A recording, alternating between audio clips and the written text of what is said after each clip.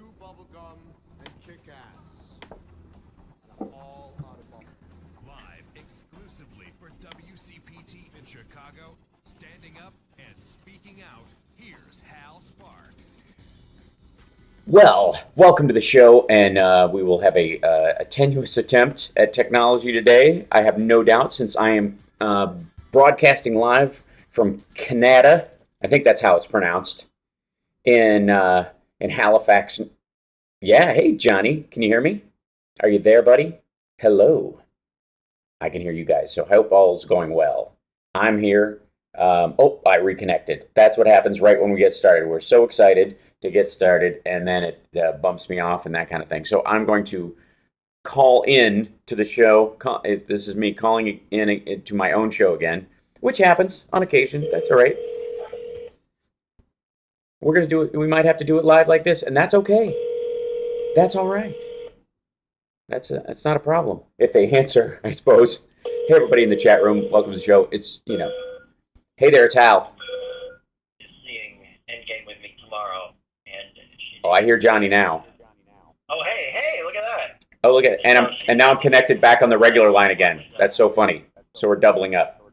That's so funny. Like, I don't know which I trust better. I hear Hal in my ear. Does you hear me? Oh yeah, I hear you. Yeah, it sounds good. Cool. Regular. So, Hi. I'm gonna hang up the phone unless it kicks me off again. I'll call back. That's what'll be our standard. How are you? You doing good? Now I can't hear you. So, okay. Oh, and of course, as soon as I hang up, it reconnects. That's funny. All right. So clearly, this is how we're gonna operate today. I get it. This is how the go Canada. Oh. We're just watching a movie. Oh, Canada. I blame Canada. So we're gonna do this on the phone, at least through the first break, so that we can be consistent. And then if we stay connected, throw me back onto the other on the app there, Lady B. Johnny, can you hear me? I can, and I said no spoilers. Oh, I see. Well, get used to the idea, my friend, because no spoilers. No, don't do it. I'll throw my headphones off and I'll prance out of here. I would never. And for those of you that have not seen the Endgame yet, I have an unequivocal review. Go see it. Go see it. Go see it. Go see it. I don't know if I could be. Nico's here at the station. Yeah. What he saw, I posted on Facebook last night that I was rewatching Infinity War. Yeah. And I forgot how hard it was to watch. Oh yeah.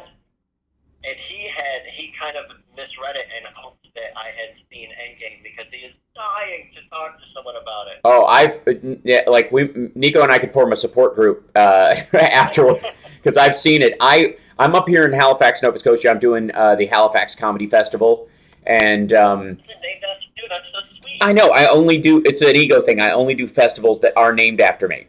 And you know what a big fan I am of both myself and facts. So yeah, absolutely. Well, I can't, unavoidable. Thanks for bringing that up, though. That's helpful. Whatever. At least I'm not named after a toilet. You make me go there.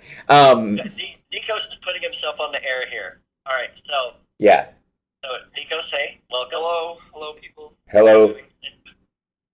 So, Nico's really wanted me to have seen the movie, but he told me that I have some homework to do. Yeah, there's a little bit, yeah, if you haven't seen that stuff. And chat room, obviously, there's some people in there. Do not, in the chat room, mention any spoilers or anything like that, please. Yeah, no spoilers. Don't spoil the Endgame. But he said, you will enjoy, Nico said, well, what did you tell me, Nico? Nothing, but if you haven't seen Endgame or you have seen it, you should definitely go watch, the first Iron Man. Yep. The first Captain America. I was just watching the first Captain America this morning, and I was like, wow. It just made Endgame that much better. It enhanced them. It's like putting a color scheme over your favorite. Yeah, like your best filter ever. Yeah, and you're like, I look so much better now. Yeah. Awesome.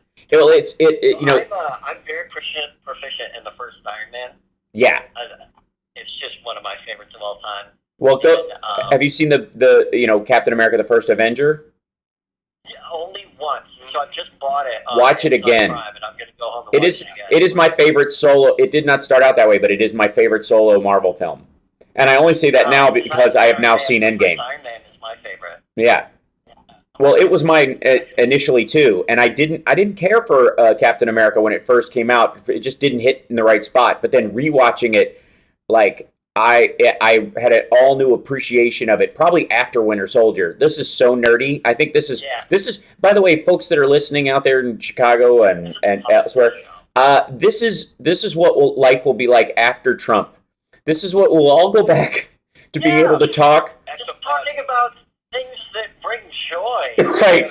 Normal, just moving, friendly conversations about life again. This is the argument for the normalcy presidency. I think this is like Endgame is the Biden launch. Oh my god. So I think Endgame actually made more money than he made anyway. Not really. He, by the way, thanks for segueing us so aptly there, Nico. That's why I'm here. Yeah, we will go back and forth between a couple of these, stories. But Biden burst onto the scene this week. He became the 20th of the 2020s. So I think we officially can put a pin in it. Anybody who joins now past this point is just gilding the lily. They're just, it's not. They're like it's. Fire only needs so much kindling. After that, it just burns away. Exactly. Like we have an entire fire made entirely out of cotton at this point if we're not careful.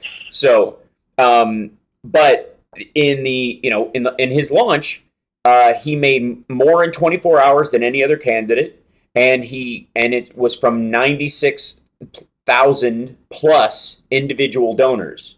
So there was surprising. Yeah. So clearly not he didn't launch in kind of Hillary style with a baseline of corporate support. He came in with individual donors. They made a big point about pointing that out. And after he announced, he rode the train home, which my girlfriend Summer pointed out. She was like, "That's she's from Pennsylvania and her family's from Pittsburgh." So there was kind of this it was nice that he stayed on brand. You know what I mean? Yeah.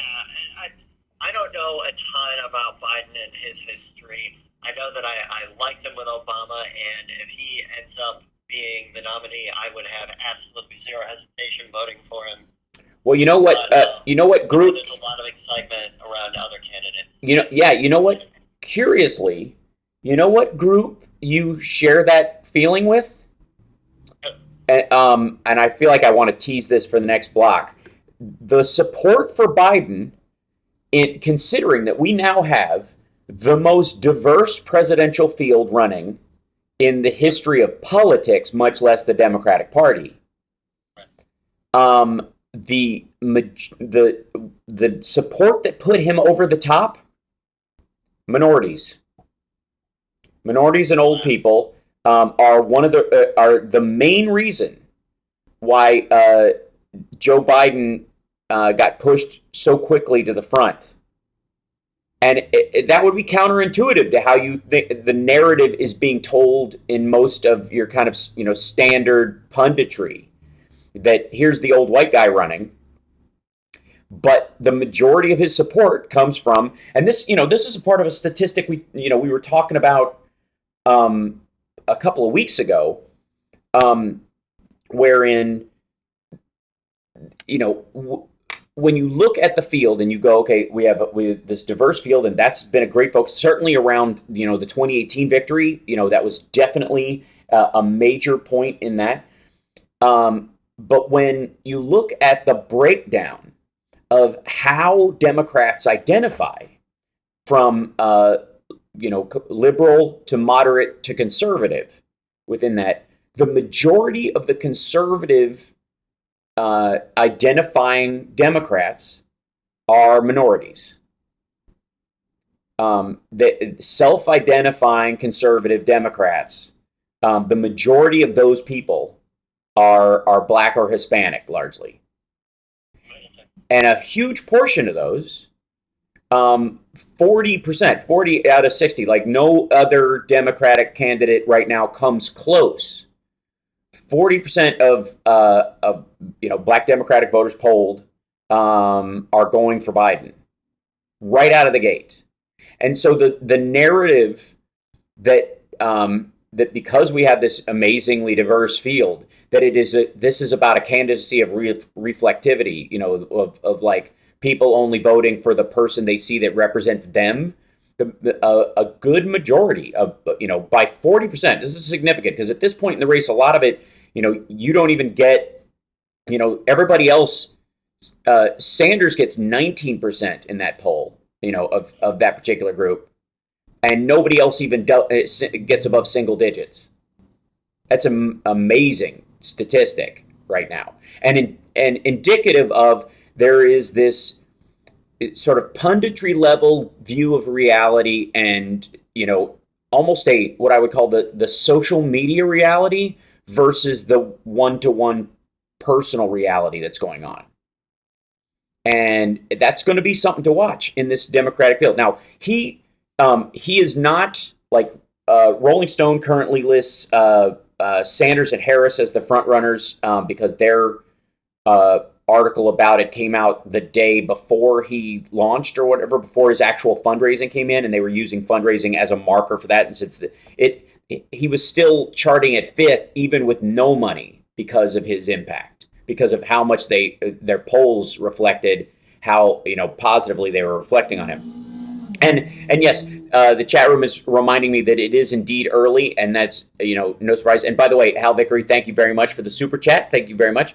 But in terms of the, you know, what we are being told about polling and what we are being told about how groups are going to be voting and how there is sort of a circle the wagons mentality within internal groups within the Democratic Party, the reality is it is not playing out that way in, you know, in who's getting supported and who is getting, you know, the immediate support of different, you know, of different groups.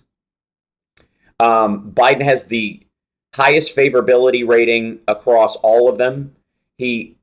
And there's a point where, and in bringing up, and Hal Vickery is saying it's early in this is absolutely true. And Sanders still holds the you know, the front runner's spot, which is quite frankly a bad spot to be in this early. Most of the people, historically speaking, don't go anywhere near, you know, actually making it if they were, you know, in the front of the line in the beginning, right? But going, you know, in a field of 20 people, whoever's in the top 4, which is a surprising group right now, because as it stands, it's Biden, Sanders, Harris, and Buttigieg. This is, you know, this is the current running game in the Democratic frontrunners right now. And Warren, I think, is what would be the dark horse in this, in many ways, which is funny as blonde and blue-eyed as she is. But she, and is sort of, her sort of PTA-like demeanor that she's had for such a long time. And not PTA, NPR. I would call it an NPR demeanor. There's a very strong chance that she could be the roundabout candidate, the one that kind of punches to the front. She goes first with every real stance. I don't want to interrupt the commercial, but she's the one who's not afraid to say the thing. Yeah, there's a couple of them who are not afraid to say the thing that won't get above 3%, though. So they'll try. That'll be part of it. We got to take a break. We'll be back. It's the House Sparks Radio program, Mega Worldwide on WCPT Radio, Chicago's Progressive Talk. I'm going to try to reconnect now.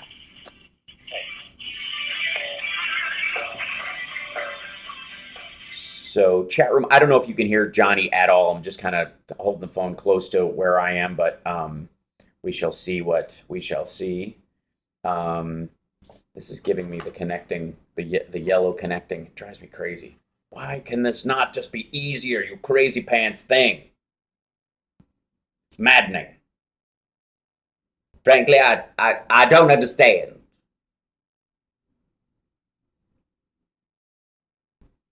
Tuesday, and by the way, oh great, excellent. Look, we connected.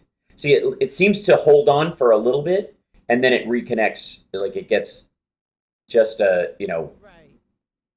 It So seems. I had it off for that 20 minutes. Yeah. Well, hopefully it will stay. Watch it. It'll stay till we come back from break. I just know it. Say that. I did. I get there. The YouTube up. The YouTube up. Okay, as long as that's as a secondary source or whatever. And send audio hotter my direction if you can a little bit through the tie line, because it does seem low going my direction. I don't know if there's a fader for that or what, but if you can, however you can. How big? Oh, there we go. That's fine. Yeah. Sorry about the commercials, guys, but it helps me know that I'm still connected. Would you like to learn about how money is really made in the financial markets and how investing in them could Warren be will the surprise you pathway to all. achieving It's financial entirely freedom? possible, Maureen. But again, the idea that people aren't going to forget how he treated Anita Hill. You're operating on the assumption that everyone felt the same way about Anita Hill in that regard, and they simply do not, which is weird. And as far as saying Johnny sounds like he's on a phone 2 feet from my face, that's because he was. So what happened to the stream? Am I on now? Can you guys see okay? I said lunch, not launch. Betty by Bo's time. I'm parched. Are you doing, Professor Frank, are you doing lines from the Land of Confusion video? Speaking of I Love the 80s. By the way, I'm going to have a crazy eyeball on my tie line app, like the whole time. Like a swear to God.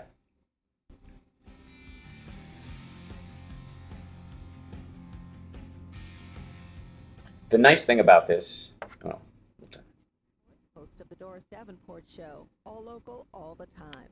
I'm on every Saturday morning from 10 to 11, right before Hal Sparks. Now let's get back to Hal Sparks' radio program, Mega Worldwide. That's right, we're live from Halifax, Nova Scotia, up here and I think it's pronounced Canada, and lovely people, curious weather, very misty. Oh man, literally reconnecting right at the same time. That's hilarious. That I'm not wrong. You big jerk. I can't believe it. That's just rude. That I was so set. I was running smoothly. Just the nerve. Well, you got to pick up, guys. You got to send. It's me. Come on. Yeah. I'm sure Johnny sounds awesome on CPT. Really? They're not picking up now? This is how it works? They're running around doing everything but picking up the phone to call me. How did I miss Malcolm Nance? Was he on the station earlier? Did I miss that part? That's hilarious. Holding this. 3, 2, 1, and trying again. Johnny Million's probably he's so panicking right now at the idea of doing the show that he's probably doing Endgame spoilers as we speak. Hey, it's me. How you doing? There I am. Hiya.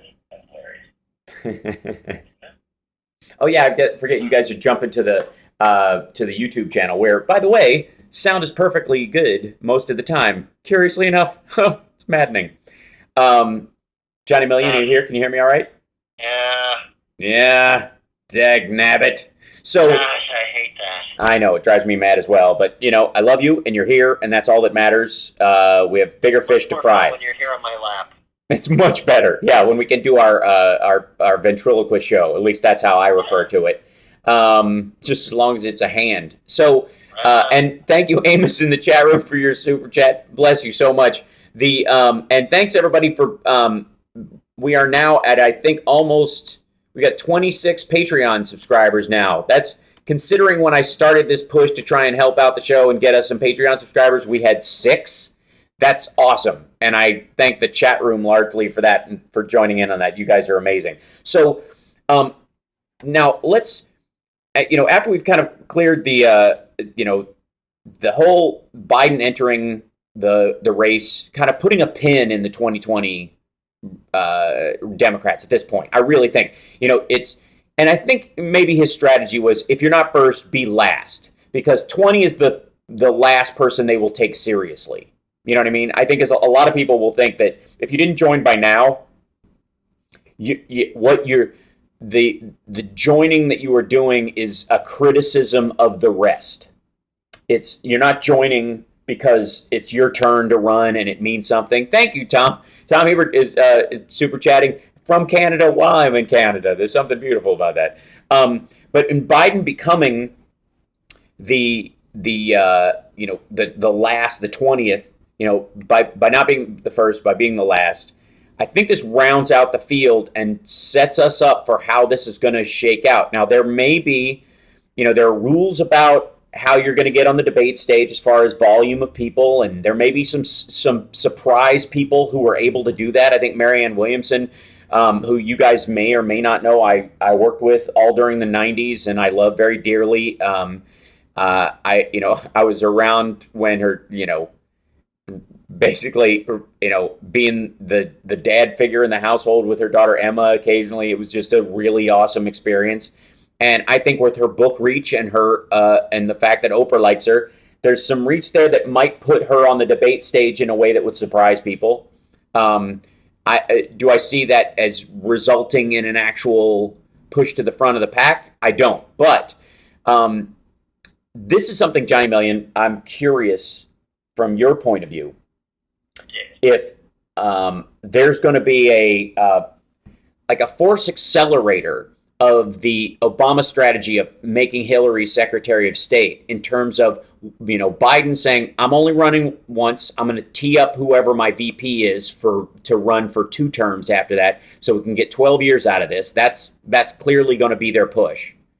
He's really saying that? Yeah. Well, he said he's only going to serve for 1 term and just to stabilize, essentially, which is it. I mean, for a lot of voters, the idea that he would just stabilize the presidency, let's go back to the start as much as we can. Yeah, well, it's one of those things like, we'll go back to Obama era policies with kind of the Biden flair, how he'll be as a person, but it'll be nowhere near, oh my God, we have to check Twitter every 20 minutes to see if he's if we've launched nukes, that kind of craziness.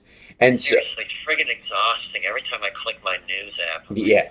Well, that's exactly it, right? So, that seems to be their strategy. Like, I think Biden's going to start talking about, the 12-year strategy. That and that means that his VP is, instead of being kind of a, in many ways, what I thought the mistake that Hillary Clinton made, and this is one of those things where, hindsight's 20/20, and the first woman running for office had to thread a needle with, you need a VP who's supportive, but who's not seen as a power figure that's, backseat running her presidency. You can do it with Dick Cheney and George Bush, but you can't do it with the first woman running the presidency. You have to have somebody who is clearly secondary to her decision-making process. Otherwise, it sends a terrible message, and that was clearly part of their thought process, right? And for me, totally. Yeah, and for me, I thought they erred on the side of caution in doing that, and I would not have if I were them. That being said, I don't think that's how the Biden thing is going to go down, and I think they are planning to fold in, the number 2 or number 3 or 4th candidate, who's a Democrat, by the way. I don't think Sanders is included in this. I do think Harris, Buttigieg, Warren, if she doesn't swamp everybody during the process, if she doesn't the one who's going out that, they've been dropped, and Nacho in the chat room says Biden's not doing only 1 term. He's alluded to that several times. They have not released that as their full plan yet, because they know that will be weaponized against them, because Trump is making the he's too old argument, which is old and out of shape and slow is going to be Trump's argument. And if anybody saw his NRA speech, it's an issue of your subjugated. What, man? You take Donald Trump, mm-hmm. and you say, hey, here's Donald Trump addressing the NRA. I could not click away from that faster. I'd be like, what are the cats on the internet doing right now? Yeah. What? you know, I'm one of those people where like I feel an obligation. I know you do. Thank God you do. And I tell myself as I ignore it, I bet Hal's paying attention to this, so we don't have to. Right. That's exactly it. And a lot of it, you don't have to watch it because it's the same thing every time. I mean, it's like he tries stuff off the new album, it falls, and he goes back to playing the hits. It's always how it is. Exactly. And he jazzes, and he doesn't remember the lyrics. So he basically Elvis 1977s his way through his own songs. You forgot the lyrics, you fool. You know, in the middle of it, plus tax. Classic. Right. And but this, you know, and by the way, he has apparently started he's apparently started worrying about Biden. He's calling him Sleepy Joe, which is fascinating because I don't think it works. Because one of the things that's not even like a reach. That's just total missing of the entire dartboard. Well, he can't call him Gropey Joe or anything like that, which is the right wing's clearly thing. Because who are you telling? Like, at what point? Yeah, that would be if someone got to him before he tried that, or if his guilty conscience can actually keep him from saying that. That is something he cannot even. Right. Well, yeah. And Trump was coming out going, "I'm young, I'm vibrant, I'm a young guy." Oh, we got to take a break. Beg your pardon, I'm rolling through these breaks like a madman. We'll be back. It's the Hal Sparks radio program, mega worldwide on WCPT Radio, Chicago's Progressive Talk. The numbers on everybody, are looking good. There's this kind of behind the scenes support document that everybody is signing on to, that they are going to back whoever's in front because they have agreed on the one thing that, and Biden came out and is the first guy to literally, first person to run directly on the idea that this guy's got to go. Trump's got to go. And that's what our main focus has got to be. And he's not wrong. And obviously there's a policy paper behind the scenes saying that very thing. It's this, that Biden's now saying the quiet part loud and using it as a slogan. We'll be back.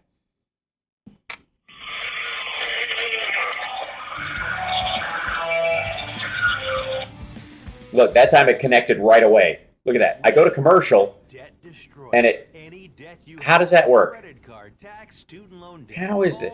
What is this, the cult of Hal? I think so. I think it qualifies. Trump is a dum-dum. This is true.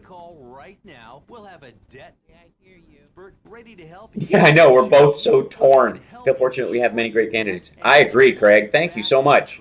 Debt problems don't have to be overwhelming. You can There's debt-free. Credit cards, medical bills, IRS we have a volume of human beings, and they're going to be complementary to each other.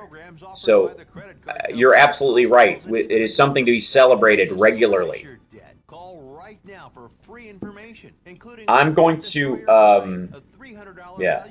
The problem is if I stay on the phone, I double hear the thing. Maybe I know what I'll do. I'm going to call into the show. I've got a bad plan. I've got a plan, and it's as hot as my pants. Hi, we're the Goo Goo Dolls. We're fortunate that we can give our daughters everything they need to. Hey, I'm gonna stay connected on the phone just in case. This thing, like, just as I did this, it dumped me off. So it is clearly reconnecting. So I'm just gonna leave it on this for the time being, because I don't trust it. And it seems to be okay, sort of right now. I'm gonna try another option, as well. So. Okay. Yeah. Cross my fingers. All right.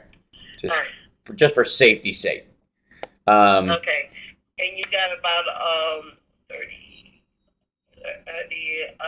minute and 40. Okay, great. Perfect. I'm going to be finagling. Okay. Brought to you by Feeding America and the Ad Council. Thank you, Ad Council. What if being in recovery from a mental or substance use disorder was something we proudly showed the world?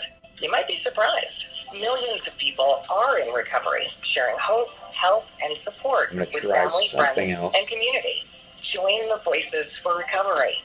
For 24-hour free and confidential information and treatment referral for mental and substance use disorders for you or someone you know, call 1-800-662-HELP. Brought to you by the U.S. Department of Health and Human Services.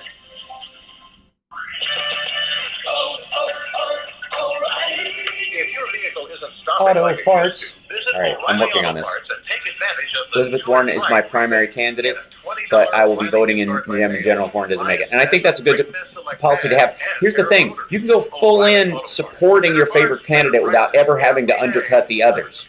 There's so much to talk about. And this is a lesson. Well, I'll save this for the air because I think this is worth talking about, you guys. Find all your home improvement needs with one visit to the free Home and Garden Show this weekend at the Lake County Fairgrounds. See thousands of the latest home products and services, outdoor and garden decor, free seminars and cooking demos, and so much more. And don't miss the interactive display by Verizon and the latest by Jeep, Dodge, and Chrysler. We make home improvement easier at the Home and Garden Show this weekend at the Lake County Fairgrounds in Gravely. Free admission and parking. For details, visit LakeCountyHomeShow.com. That's LakeCountyHomeShow.com.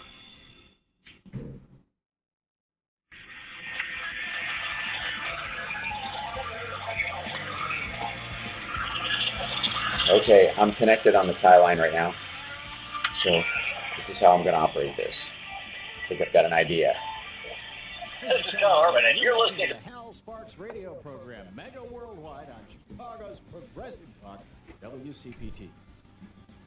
Okay, welcome back to the show, everybody. Can you hear me all right in Chicago? I think it's all right there. Can you hear me? Yeah, I'm actually on the tie line, so I'm gonna double up, and if it clicks off, I'm just gonna switch back to the phone line. So have it just ready, just kind of golden idol to bag of sand. Yeah. Yeah, so just, be one of those like, oh, we lost him, how about? And fingers crossed we'll be okay. And at least the chat room will be able to hear the dulcet tones of Johnny Million. That's really what I'm shooting for. Because I can do this show standing on my head straight. Oh, see what you did? You broke it. You made a funny noise, and then it went all hashy and reconnected on me. Look at that. See, that's what happens. This is why we can't have nice things, Johnny Million. This is why we can't have nice things, Johnny Million. That's why. So, because I laugh like Fred Gwynn, and then it's all over. That's right. Anytime it spikes audio, that's when it panics. I think that's what it is. I think it's a heat thing. I've just dialed myself down. Maybe it'll work. We'll see. But going forward, one of the most too much heat. Yeah, that's right. Too much. So, one of the big stories that's obviously been going on since the snow job that came out from William Barr that everybody except yours truly bought into immediately. Like the stampede to believe William Barr's assessment of what's in the Mueller report was astonishing to me.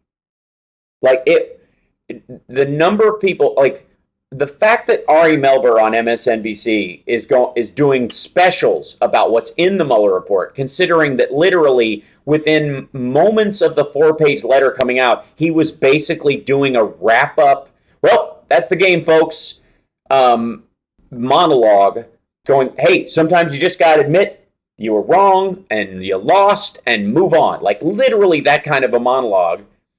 And then 2 weeks in, we find out that, that is so beyond not true.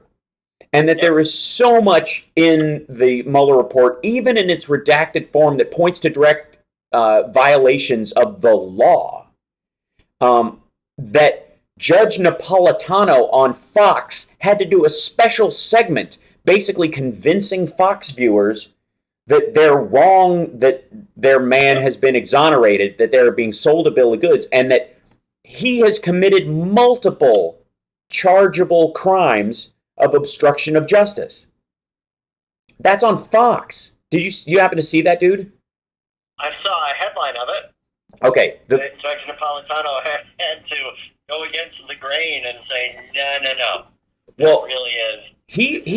He's been going against the grain for quite a while on Fox News in terms of when they bring him on to give legal analysis of the Mueller report, it's a buzzkill for the he never says what they want to hear. No, So he's ship smithing his way through, the poor Fox and friends. They're completely confused. And when, looking, it's no surprise that he would come to this, but the fact that he did his own segment, and it might be that the other Fox people went like, all right, it has to be on the air, but I'm not going to have him sit on my show and say that stuff. Here he was standing outside the building. It's like he'd been kicked out and just filmed it on his phone, if you see the actual segment. But he goes through a list, like a prosecutor would, of all the ways that Trump violated the law, at least put forward in the second section of the Mueller report. Now, the weekend it came out, when the Mueller report actually came out, even in its redacted form, everybody jumped immediately to the second section because of Mueller's language about, while we cannot charge him, we cannot exonerate him, essentially, as in concept. Now, a lot of people are saying, well, they can't charge him because there's nothing there. They didn't charge him, and Mueller didn't charge him, and he states it in his paper. And we dealt with this with some of the callers. We've dealt with this. I've pinged this around with trolls online, but they have, if you read it, don't come at me with your nonsense until you've read what Mueller actually wrote. Don't start talking to me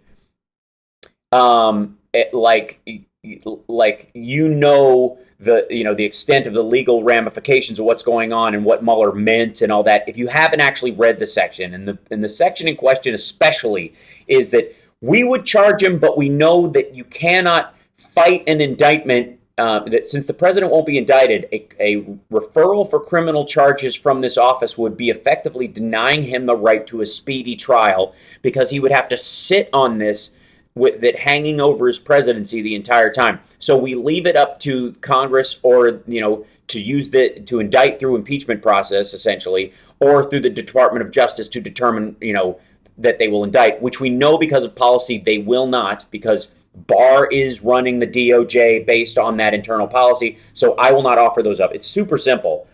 And if you read the language, he's very clear.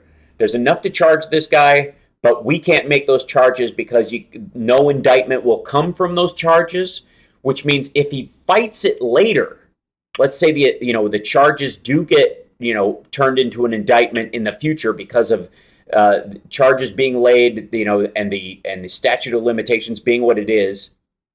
Let's say he loses the next election. Let's definitely say that. And he's charged with some of the things that he did, and because the statute of limitations has not been run out.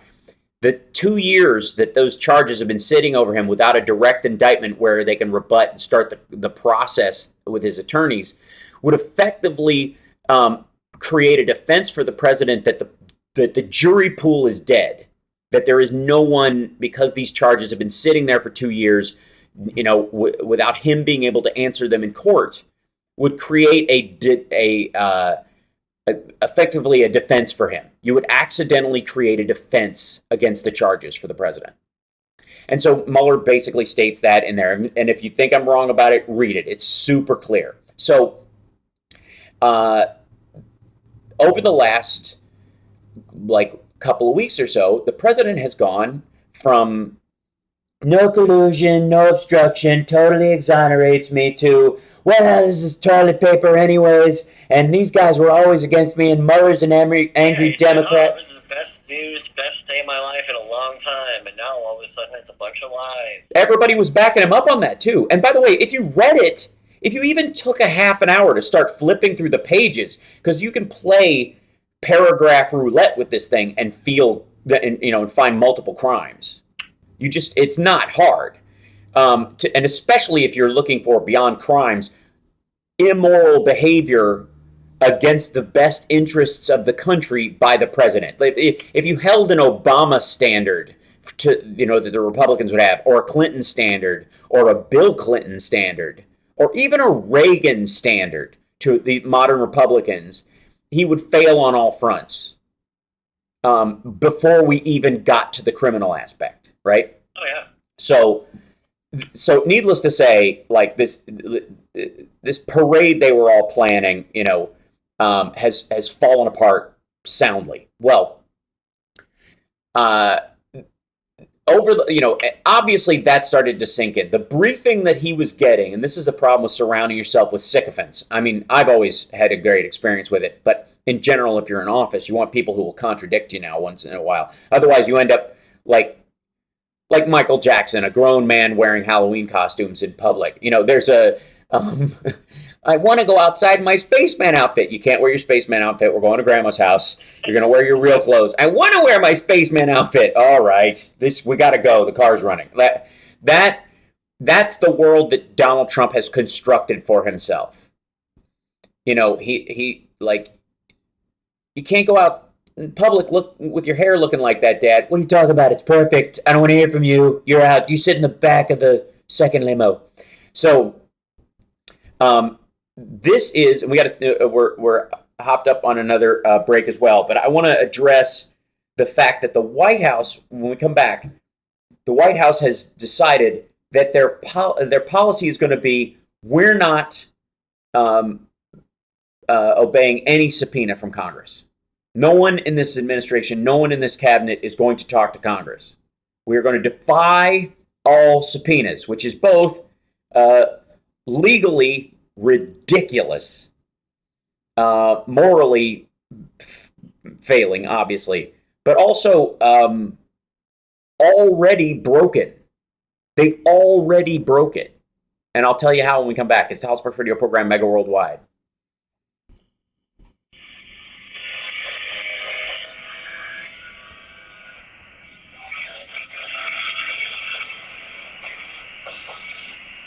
I have the internet here is pretty smooth, you guys, right? Can't get enough of Chicago and Illinois politics. You don't want to miss Back on the Beach with Tim Kaine. It's true, you don't. But he does wear his spacesuit out because he's well over it. Yeah, exactly, Brad. That's his problem. It's a soft coup.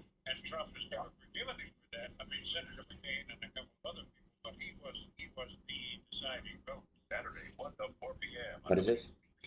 Trump should end his sentences with, what are you going to do about it? Well, you're not wrong, DC 2257. There's a huge problem with the fact that he's breaking all these laws, but you actually have to apply the law for it to be meaningful. He's ignoring subpoenas because it means they get a fast track in court. This is true. It's been great. Candidate for the win, right? Yes, that part's great. And by the way, the problem I'm having with the tie line has nothing to do with my internet this time. This is like seriously the tie line in Chicago's problem. They need to restart it or kick it or something. Impeachment. My faith states stable society is built on twin pillars of reward and punishment. If people's bad actions are not punished appropriately, then society is destabilized. I think you're right, Integral Destiny. I think what's ultimately going to happen is, I don't think he's going to get impeached. I think he's going to get voted out of office. I think there's also a very strong chance that after he leaves office, his company will be so gutted and have to move its offices to the Cayman Islands or to Ireland or something, to another tax haven, and no longer be an American company, that effectively that would be a corporate death sentence.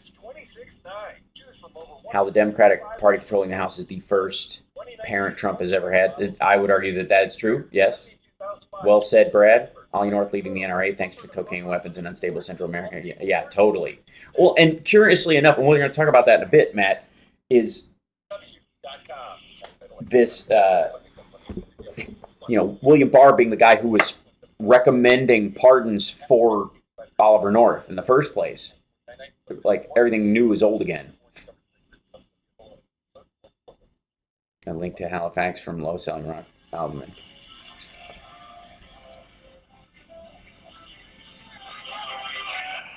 Now back to the House Sparks Radio program, Mega Worldwide, 773-763-9278. Welcome back. So, hi there. So, the White House has been threatening this policy of, we're ignoring all of the subpoenas. Forget it. Okay.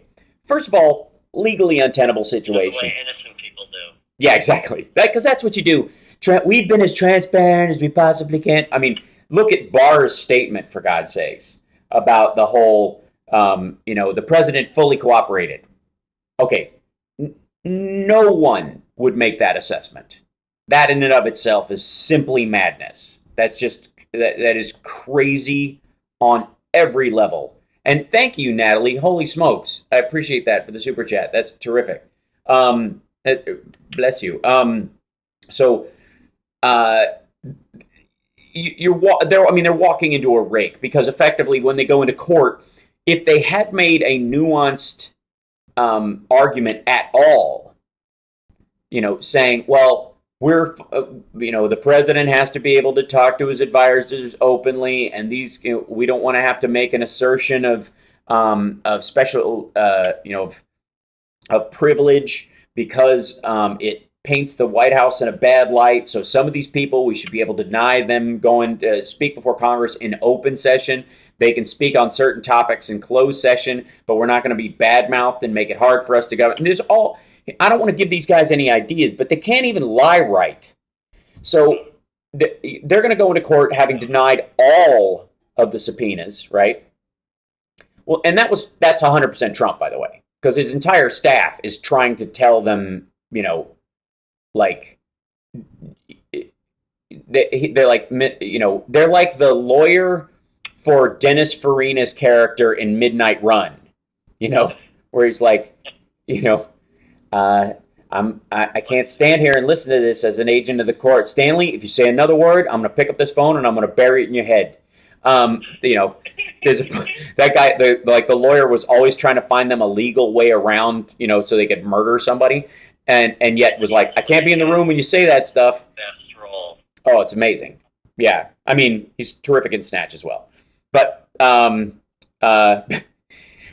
so the White House is saying right out of the gate, this is going to be their policy. We're in fighting mode, right? No subpoenas. We're not going to allow any of them, who have been subpoenaed to talk. And then they turn around yesterday, and there's this article: the Trump administration has agreed to allow a former White House personnel security director, who House Democrats threatened with contempt, to testify May 1st. A de-escalation move after President Trump said he would ignore, quote, all the subpoenas. White House counsel Pat Cipollone said, hey, Pat, if you don't shut up, I'm going to pick up this phone and I'm going to bury it in your head. Pat Cipollone said in a letter Friday to Jim Jordan, of course, because they only talk to their own, ranking Republican on the House Oversight Committee, saying that Carl Klein, the former White House personnel security director, would answer questions for the panel's investigation of security clearance issues in an on-the-record interview next week. White House had blocked Klein from showing up for a subpoena deposition earlier this week, and then Elijah Cummings announced that he would hold Klein in contempt, which means jail, for ignoring a compulsory Hill summons, which is the step before subpoena. So not only are they not ignoring the subpoenas, they're backing down in the face of standard summons. Don McGahn will do this too. They will not have to issue. I don't believe they'll have to issue an actual subpoena for Don McGahn. He will show up because they will issue a summons for him to show up before they issue a subpoena. That's how it works. You get asked to come, and then you get told that you're expected on this date at this time, and if you tell them you're not coming, then they there's a subpoena, and then if you defy the subpoena, they show up and put you in jail. It's not a curious process. This doesn't, they don't start from scratch every time a new president happens. So Tricia Newbold, who was the whistleblower from the Office of Personnel, who was telling them that they had cleared 25 people, of security issues, let them in spite of the fact that the intelligence community was sending up alarm after alarm about these folks, including Jared Kushner, by the way. And thank you, Prof. I really appreciate it. And Brad, I think, jumped in there. Thank you, Brad Enervold. Thank you guys so much. So, and don't forget to like and subscribe to the stream, by the way. And if you're listening out there in WCPT land and you need to connect by the YouTube, go to infotainmentwars.com. See what I did there? So not only did the president's, we're going to defy all the subpoenas, all of them, none of them, they're a bunch of angry Democrats, they've lost their minds, they've gone off. We've already been the most transparent administration. That's right. I fully complied. I fully cooperated. I mean, I didn't remember anything in 30 of the 50 questions and clearly gave false testimony in the other 20, if not all of them, technically, because he did remember. I mean, the amount of don't recalls in that, by the way, are just embarrassing on all fronts. Like, maybe you're a Trump supporter because you hate, Central and South American immigrants storming into the country, and that's your one issue, and you're just glad he's doing something about it. You're one of that crowd, right? And that's all you care about. You just because you're a racist doesn't mean you have to be stupid in every other area. It probably means you are. But you don't have to be. And this might be the point where you're actually brought back into the fold of normal society, when you can recognize right in front of you that you have been sold a bill of goods. That you are driving off the lot in a car with no wheels. So, including a one to steer with. So, which is, a stunning aspect of this is just anybody who questions what we're talking about here, read the Mueller report. Read it. Then get back to me. And if you wouldn't have prosecuted Obama or Hillary Clinton for those very same actions, then have at it. But you have to admit that up front. My rule when I'm, when I'm addressing any self-identifying Republican at this point is if you folks want to say, I don't think he did anything wrong, my rule is you got to read the Mueller report, tell me out loud you would not believe that Hillary Clinton or Obama would be wrong for doing any of the stuff that he did in there. If you say that, I know you're lying, but at the very least, you at least have to cop to that in public, right? So needless to say, so the White House is already back down in the face of a summons, not even a subpoena. So the story that Trump has been telling is just overall garbage. Now, we will, we're almost near this, near the big break, and we're going to try and, reconnect. We'll restart our tie line, do all that kind of stuff to try and improve the audio. But I think we're humming right along. But while Biden has entered the 2020 race, we have rounded out the 20 people. While Trump is running this kind of, I don't know, it's kind of like everything is countermeasures with Trump. Everything is like a jet fighter that's been targeted just releasing flares. When they're trying to escape, they got a missile locked on them in every Top Gun-like movie you've ever seen, and you deploy flares to draw the missiles off. Every time Trump tweets, he's screaming, "Deploy flares." That's what that is. And you need to read it as that. You need to look at the messaging coming out of the White House as countermeasures only, including the stuff that turns into policy that's completely bigoted and horrible, like his his anti-trans policy in the military. That's all that is. That is all that is. Anyways, we got to take a break. We'll be back right after this. It's the Hal Sparks Radio program, mega worldwide on WCPT Radio, Chicago's Progressive Talk, and at infotainmentwars.com, streaming on YouTube, halsparks.com, at Hal Sparks on Twitter, and at JMillion on Twitter. We'll be back right after this.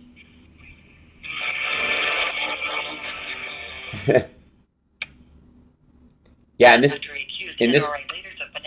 this case, Zelda, Goose would be Pence, I think. He's going to die getting slammed up against the canopy as they both try to escape. I'm going to try and connect through the tie line. We'll see if it links in. If I hear anything through there, we don't know, but there you go.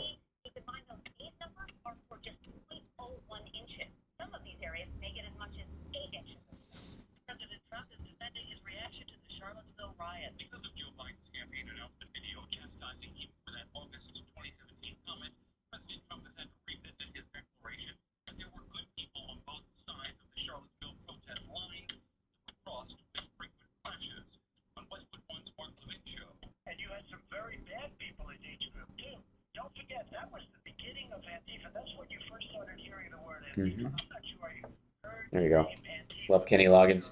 Yes, big fan. And the dude's voice is bulletproof. I'm glad CPT sounds fine. As long as the audio's all right. I mean, it's a little...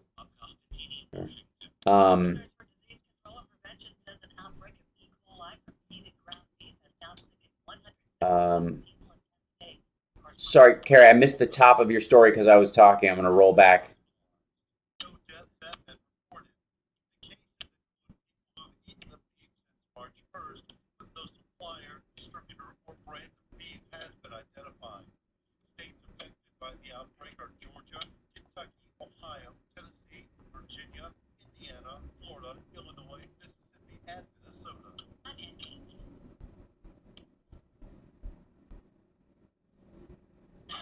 Chicago's progressive talk, 20 a.m. WCPT Willow Springs, and online at WCPT20.com, where facts matter.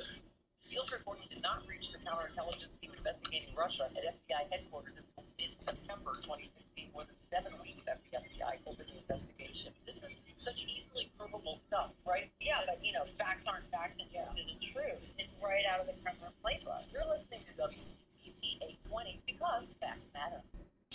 Out to Chicago with Scott Duff and Ellen Miller. Consumer and Fox are just wackadoodle too. This is the network of so-called family values. Tucker Carlson say contradicting horrible things. Granted, it was before he worked there, but these are still things that he put out there into the world that are on media. I'm sure he called for Al Franken to be to lead the Senate.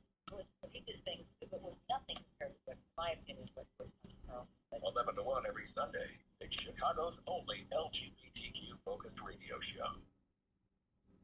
To protect her home and family in a disaster, Karen was willing to wade through water, blood, and insurance paperwork.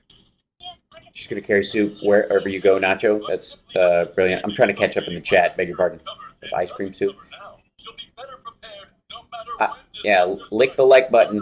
Smash that like. We got 63 likes and 223 people in the chat room. So some of you just hit the thumbs up if you could right now while you're doing it. Just hit it. Just thumbs up it right now while you're there. You can do it. Just takes a second. Just hit the thumbs up. Just do it. I just see 63 likes. I only see 63. There's 221 people in here and only 63 likes.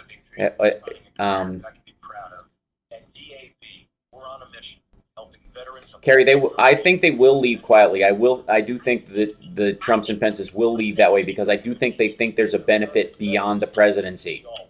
How did you see the news of the 19-year-old handcuffed in the police car? Slowly shot herself in the mouth. Conveniently, the body cam accidentally shut off the struggle. I did not. I will look that up. Well, thanks, Driftglass, for doing for staffing the table at the Earth Appreciation Fair. We appreciate it.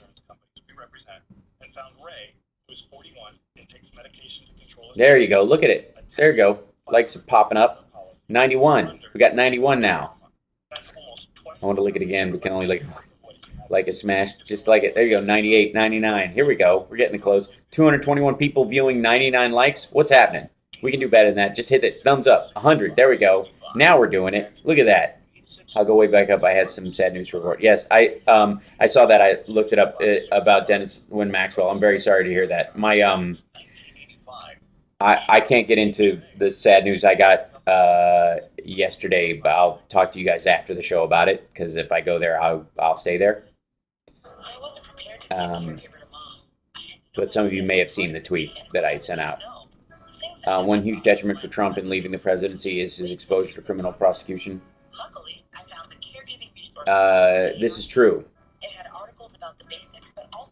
But there may be one of those where they negotiate a landing for him.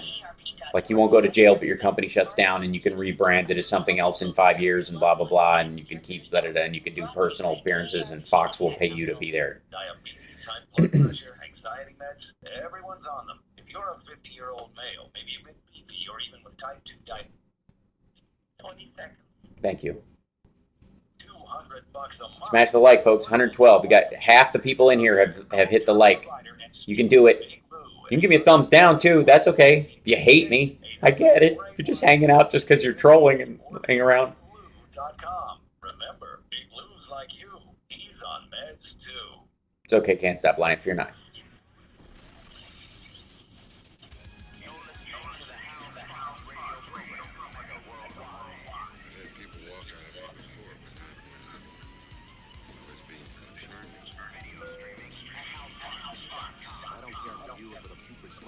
It says I'm on the app, so who knows?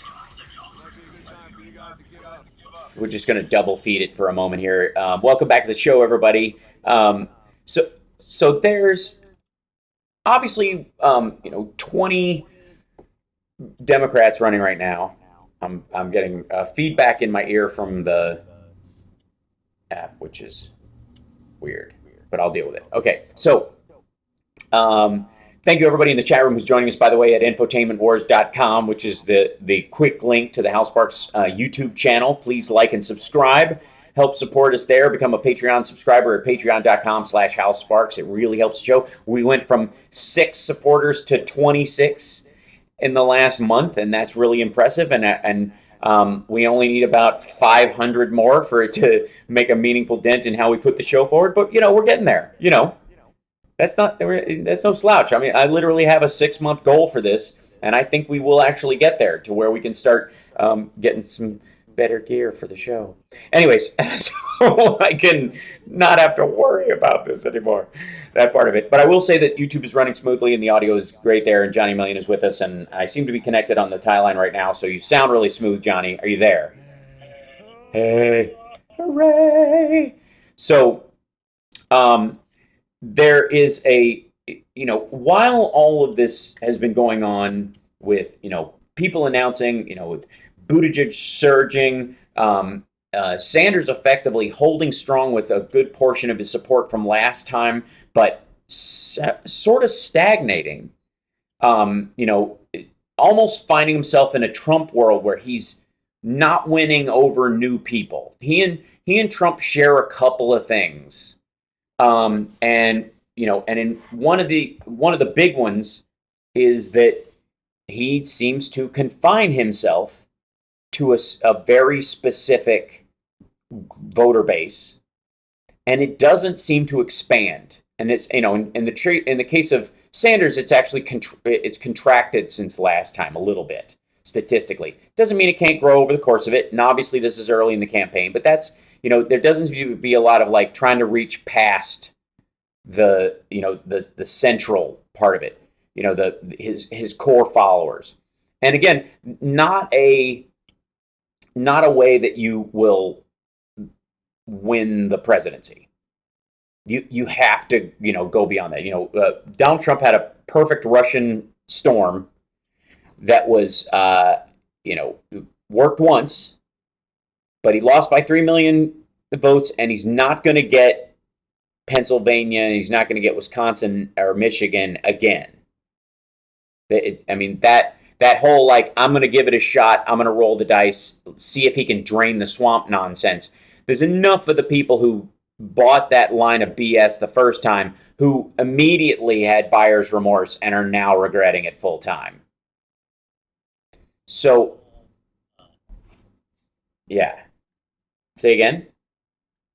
I just said full time. Yeah. They're definitely, because we do not get a break. No. And for me, there seems to be the Democratic field, especially over the last couple of weeks, has switched from circular firing squad to circling the wagons. And that move is strategic, and it is not an accident. There's a lot of behind-the-scenes wrangling to make sure that happens. And what Trump is going to be confronted with is, for the most part, but for a couple of stragglers, 10 frontrunners in the 20-person field in the Democratic primary season who are all in against Trump and trying to separate themselves out by just personal appeal to voters. And Brad in our chat room is pointing out that Trump has never been over 50%, as far as his approval rating, except when he listed his disapproval rating as an approval rating. That was a great, fantastic new poll is out. 66%. 100% of people have to deal with me, right? So, you will see more and more that the Democrats are going to really ultimately boil down to mild variations in strategy to get us to the goals that are established in the Democratic platform, and maybe some outlying plans that can easily be folded into the front runner no matter what. So it becomes less a cult of personality, but more of an effective governing style thing. There's a very strong chance that this Republican, the Bill Weld who's running against Trump, will be able to at least damage him enough. And well, thank you, Milkman Norm. I agree. We should bring back Talk Soup. We just got super chatted for that. I'm like, that's worthwhile. I love doing Talk Soup. Thank you. I'm for that in its own way. So, Bill Weld and a couple of other, big name outlier Republican donor types, like conservatives, but don't find themselves fitting into this like all in on Russia NRA style, America third attitude that Trump clearly has. None of those, those folks are going to be chipping away at Trump, whether he likes it or not. And in terms of the Democratic Party, there's going to be a wall of 10 people out of the 20 who are going to be pushing back on Trump in every situation, not going against each other in any major way, at least we hope. And then, more than likely, that's the strategy. The 10 front runners are going to be, circling the wagons, not circling firing squad. This is going to be the strategy. And what's going to differentiate all these folks is who you think will be an effective manager of making those policies actually occur. That's the trick. And there's some argument that Harris, that Biden, that Warren, both because of the impact that the Senate has on because right now the bottleneck is in the Senate, and as Democrats go into 2020 hoping to undo a lot of the damage that Trump is doing to just normal society. One of the things that we face is if it just is the House and the presidency, the Senate is going to act as a bottleneck in the same way the Democrats handed the Senate to the Republicans during the Obama administration and then seemingly continued to blame Obama for the stuff he couldn't get done. By the way, no one in the Republican Party thinks that about Donald Trump. If you'll notice, that is a huge difference between the base that supports Trump currently and the base of the Democratic Party, is that we really had an issue, and this is something that requires a lot of internal reflection. It requires a lot of questioning of ourselves, as far as why we put this weight on our presidential candidates and the other side does not, but also why we put it on the first black candidate and first black president, and in a way that the Republicans don't put that on any of their presidential candidates. In that, when the Senate turns against them or the House turns against them, there is a consistent issue with Democrats then at that point blaming the president, their own president, our candidate, for what doesn't get done. We single him out for this. And in the case of Donald Trump, though, the Democrats could have taken the House and the Senate, and they would never blame Trump for what he doesn't get done. Even when the Republicans held the House and the Senate, if something didn't get through, and it was clearly a Republicans not interacting with it was like bad policy by the president, not where he literally came out. They had the thing all lined up. They were all ready to do it. They owned the House and the Senate. They were ready to sign the bill, and he scuttled it through some nonsense on Twitter. They still didn't blame him. They still blamed Mitch McConnell. They still blamed whoever else. Now, the minute the Democrats sit in, suddenly Mitch McConnell becomes sunshine again. But it's all in reflection of how they protect their presidential candidate. Am I asking us to become sycophants like that? Absolutely not. But it is something to be aware of and to, negotiate your own internal dialogue about how you are responding to your own presidential candidate and the expectations you have therein, and also how that expectation is reflected in Democratic voters, in Democratic support. Because when you start talking about your president in terms like, we're going to hold his feet to the fire, that is an entirely different attitude towards your own candidate than the other side has to theirs. And you wonder why their message carries bumper stickers like just sailing through the public discourse. That's why. We got to take a break. We'll be back. It's the House Sparks Radio program, mega worldwide on infotainmentwars.com, iHeartRadio, and of course, WCPT820.com. We'll be back. It's not, Carl. That click is coming from the phone somehow. I just didn't want to address it because it was driving me mad. Okay, so the app just does not want to connect at all. Like, it's just being a jerk. And it's not my side. But, yeah, that click is, I'm not sure what that is.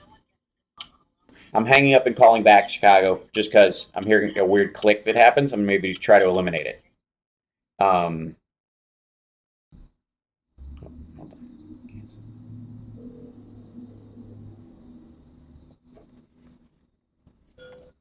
Hey, it's Hal. I was getting a weird click on that line. Oh, okay. Coming my way, so I called back. This is. Oh, okay, cool. This sounds good though. That's fine. Okay, you scared me. I know. I'm sorry.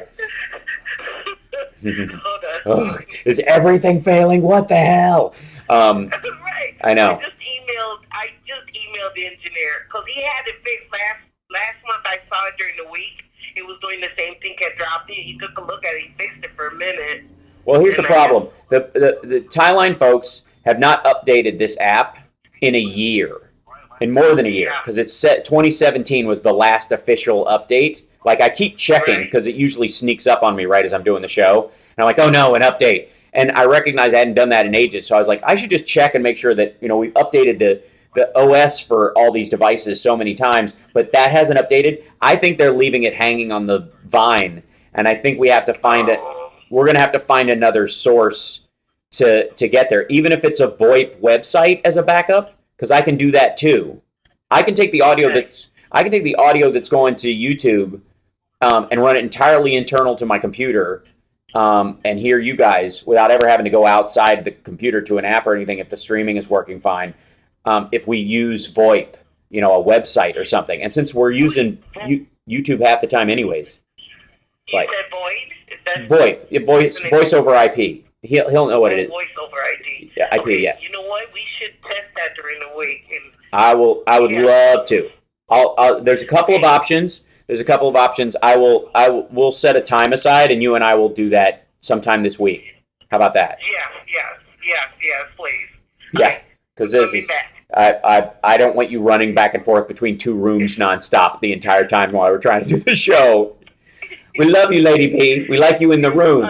All right. Here we go. All right. Hold on.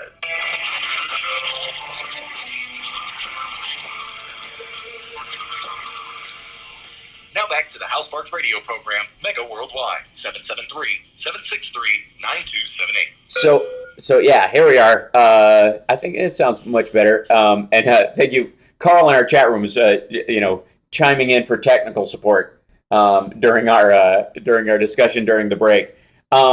So one of the things that is defining the Warren candidacy is her moved to cancel student loan debt.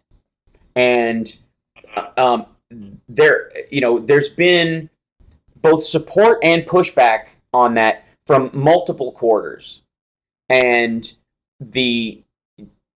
ultimately it boils down to, how do you go about doing it? Her plan will be and I'm going to check the figure right here, $1.5 trillion to cancel.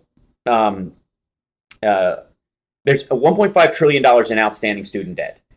Her plan would cancel $640 billion of that, and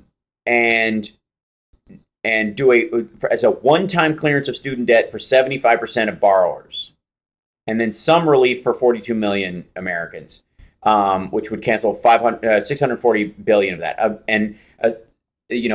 Assuming that we would at some point, that's her, the baseline of her plan is this cancellation starting from scratch, and then this idea that going forward, some element of public college, public university would be free for everyone. It's effectively the extension of high school into the trade craft world, and there's room for this to be done on a bunch of different fronts, and it's from sort of AmeriCorps structures to the like systems put in place at community colleges for people with low and no income to train and retrain people who've lost their jobs, job training grants that have been given for that specific idea. Over the years, there's structures in place that would make that possible. The question becomes like, what type of degrees is the American public paying for, and is there going to be a tiered system to deal with that? Whereas we need engineers, scientists, biologists, biochemists, pharmacists, veterinarians, things like that, and they have a first line. They get first line relief, and then if you got your degree, in underwater basket weaving, you're lower on the tier as far as getting your debt paid off. If you're, if something that you studied, the question becomes, how is that going to be determined, and will that standard be fair? And a lot of that has to be worked out. But there's a story that I thought was relatable to a lot of people in the New York Times when they're talking about a couple dealing with their student debt, which was a really fascinating part of this. And I have a solution I offered on Twitter, and we started a bit of a conversation on my Twitter feed at Hal Sparks about the value of this, with a couple of conservatives chiming in and kind of hashing out from both sides, like how we would get to someplace that would help the most people without indebting society for the randomization of whatever. Because at a certain point, if you have any kind of state funding support in any way for religious colleges or religious universities in any ways, even through grant support and the like,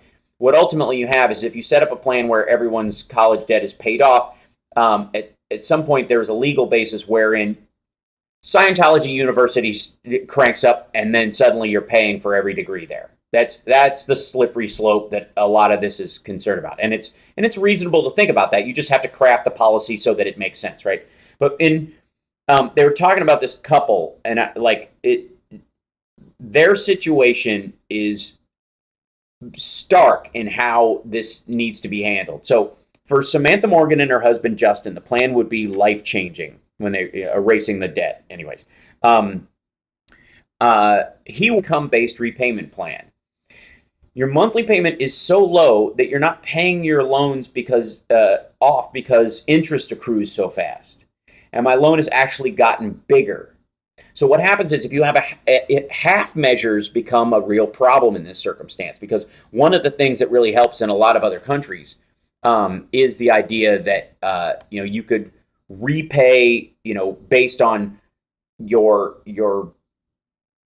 over the course of 5, 10, 20 years. If you have a job where, let's say, you become a lawyer, but you're basically working for free for the first 5 years, you're basically making subsistence as you work your way into a firm and you try to build yourself up, and you grow in what your case volume is and the kind of work that you do, or you're doing a bunch of the pro bono cases initially, or you're working as a second tier lawyer in something. You're not even able to pay back that debt for a good 5, 6, 7 years before you're even really to make a reasonable chip away at any of that stuff, right?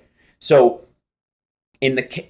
so one of the ways that you can solve that, and a way a lot of other countries have dealt with that, is income-based, a wage-based repayment thing. Whatever your wage is currently, your payments are based on how much money you're making, whatever. It's actually a terrific thing. But it only works if you have a extremely low interest loan, where that small payment for those first 5 or 6 years, where you're paying next to nothing, where that money is enough to at least cover the interest plus some of the premium, the baseline loan itself.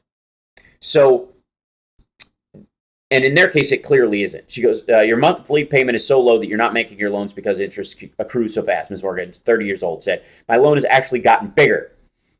If they faithfully make their payments for 20 years, the loans would be forgiven.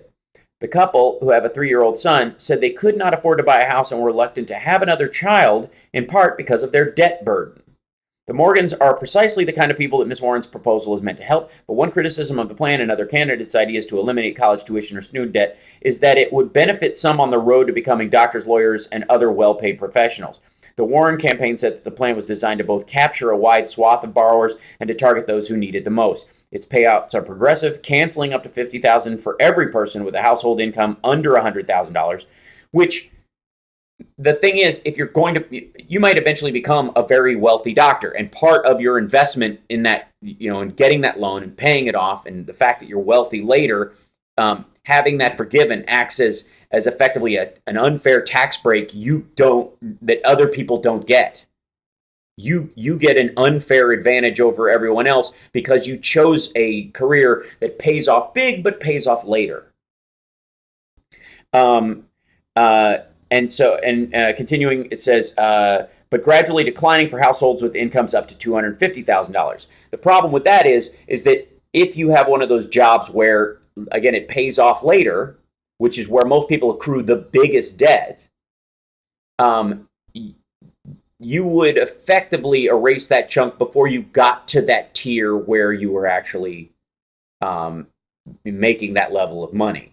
So by the time you made it to the 250 realm, or you're making more than 250, you effectively have benefited from this already. And anybody that's still carrying their loan debt at this point, after a long amount of time, they more than likely they don't make that, and it's not combined household income, by the way, at that point. Now, the fascinating part, of this for me was what they said about having a child. The couple, who have a 3-year-old son, said they could not afford to buy a house and were reluctant to have another child, in part because of their student debt burden. This is how you incorporate conservatives into this plan. This is how you fold them into wanting to do this. You tell them, middle-income voters, Americans, across this country, are not having children because of their student debt burden. Because they want to raise the child that they do have. They have one child. They'd have two, but because of the cost of their student loan debt and the quality of life and education that they want to give to their first child, they can't afford to have a second child. And in the case of this, if you want people to have more kids, if that's your concern, if you want fewer abortions, if you want, more people raising families together, and you believe in, in the nuclear family idea, you can help solidify that nuclear family by eliminating one of the reasons why a lot of couples break up, which is, of course, money, and debt is one of those big areas, especially if both of them have accrued a lot of student debt. You can also deepen the family ties by people having more than one child. All the things that, they allegedly care about, and a big portion of them, quite frankly, do. There are a bunch of them who genuinely believe this stuff, and genuinely do believe that, growing a family is integral to society and all that. You can bring them in on this idea that they would otherwise be relatively standoffish about because of the obvious impact from the people themselves. So that in and of themselves, like that, that is a missed opportunity as far as I'm concerned. We're going to take a break. We'll be back. It's the Halifax Radio program, Mega Worldwide. Johnny Million, you can hear me? We're going to break. Is there somebody there to take a break? Can we do the break? Oh, yeah. Okay, good. I'm just making sure. Phew.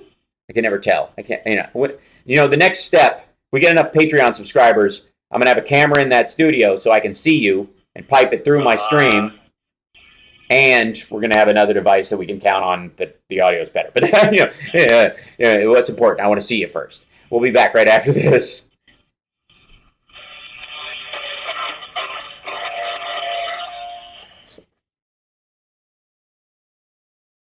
Approach to living your best life. Learn how to achieve optimal health, wealth, and happiness with Mind Over Matters with Dr. Amy Harris Nuwan every Sunday at 10 a.m. Listen each week to see how to blend traditional and holistic health and wellness strategies to live your best life. I hate to say it, but Bill Maher may have nailed it when he joked the Mueller report was like Al Capone's vault, meaning anti-galactic. I disagree, Michael. I watched that. I didn't, I don't always watch Maher. But he brought on Schiff, and he was talking to him. If you guys don't know, he's discussing the Mueller report with Schiff, and he's like, kind of a whimper, not a bang, and like that joke felt like it was written the week before. That joke felt like it was written when the Barr report, the Barr summary came out, not the actual Mueller report. And I would have respected them if they'd done more of a deep dive in his bit. How can't you just use FaceTime? You would think so, Brad, but they're not hooked up for it in Chicago. See, I can do it to call in. I can call out that way, but they have to receive me that way. So that's the tough part. So I like that idea a lot too. Also, there's consistency issues. Not like it wouldn't be better most of the time than what we have with the other stuff. But I tried FaceTime audio with them just for the clarity of it. But yeah. Disagree, plenty of bang, just on a delay. Yeah, that was my part. My feeling. Can't stop lying. Oh, Einstein is sleeping on the couch next to me. Luna, my friend's dog, is in my bed. Oh, that's adorable. I wonder who in the Trump administration was able to convince him that sending migrant children to Guantanamo would have been a bad idea. It is terrible that it's even a possibility. It's not surprising that that's where they're going at all.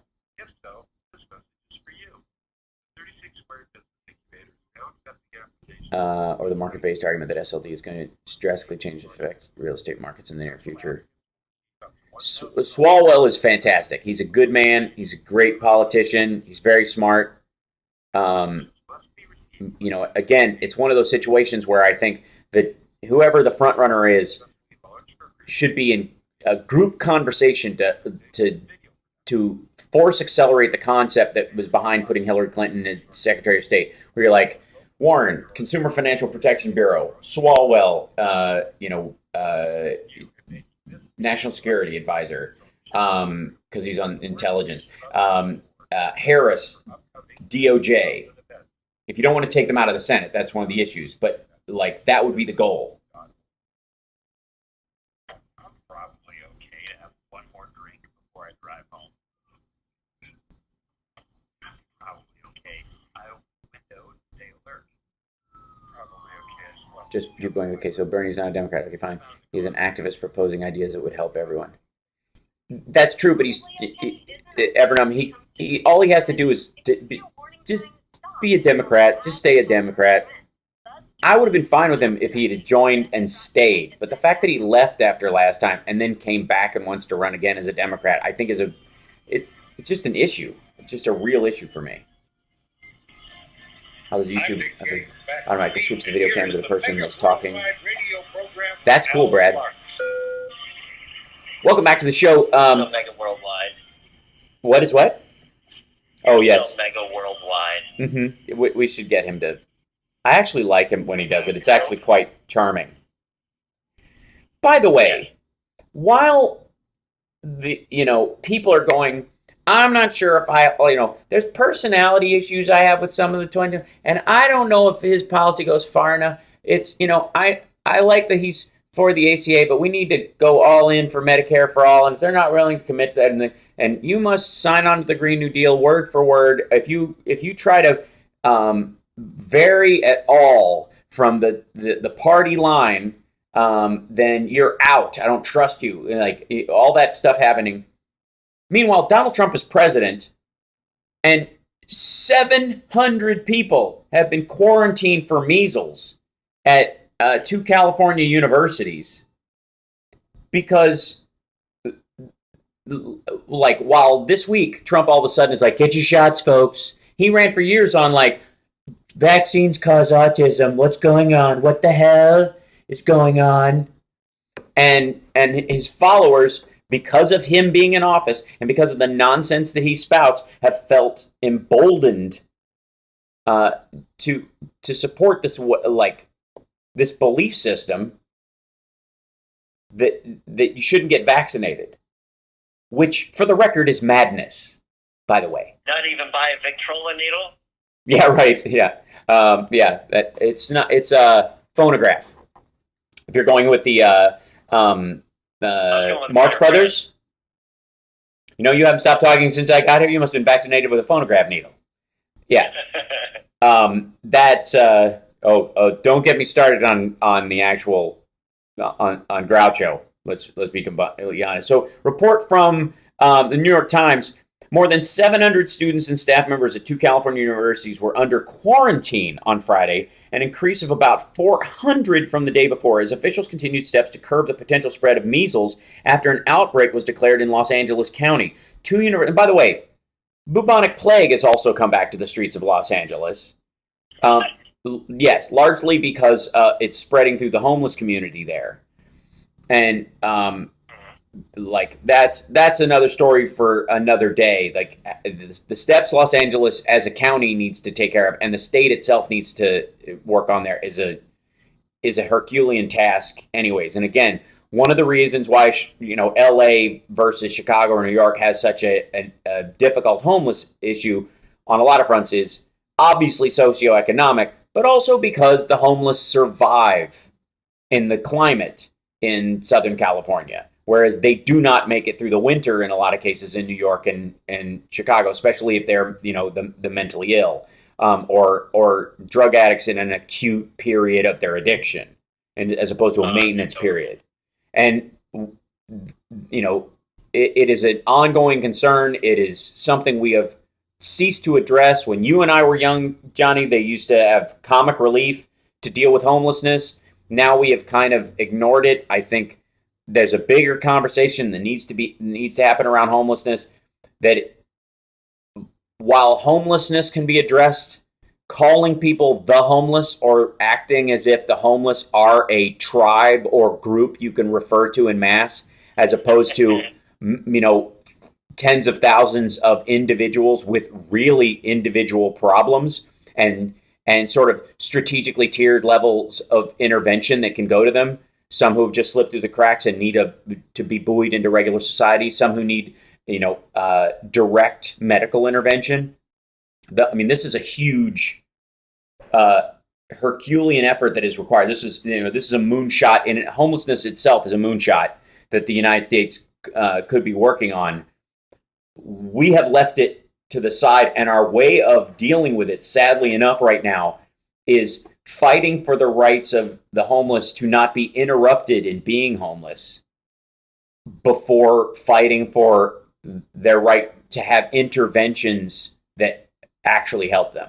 It is a very peculiar thing, and that's one of LA's biggest problems, is that in this bizarre idea of treating homelessness as if it's a standard of humanity as opposed to a circumstance, and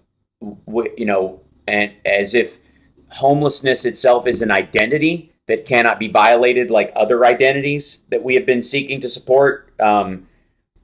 We've equated it literally with a minority status or an LGBT status, as if it's the same zone of things.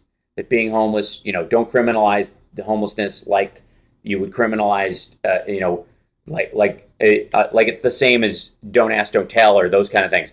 One of the ways that we let the homeless down is believing that homeless is an identity for them and not a circumstance.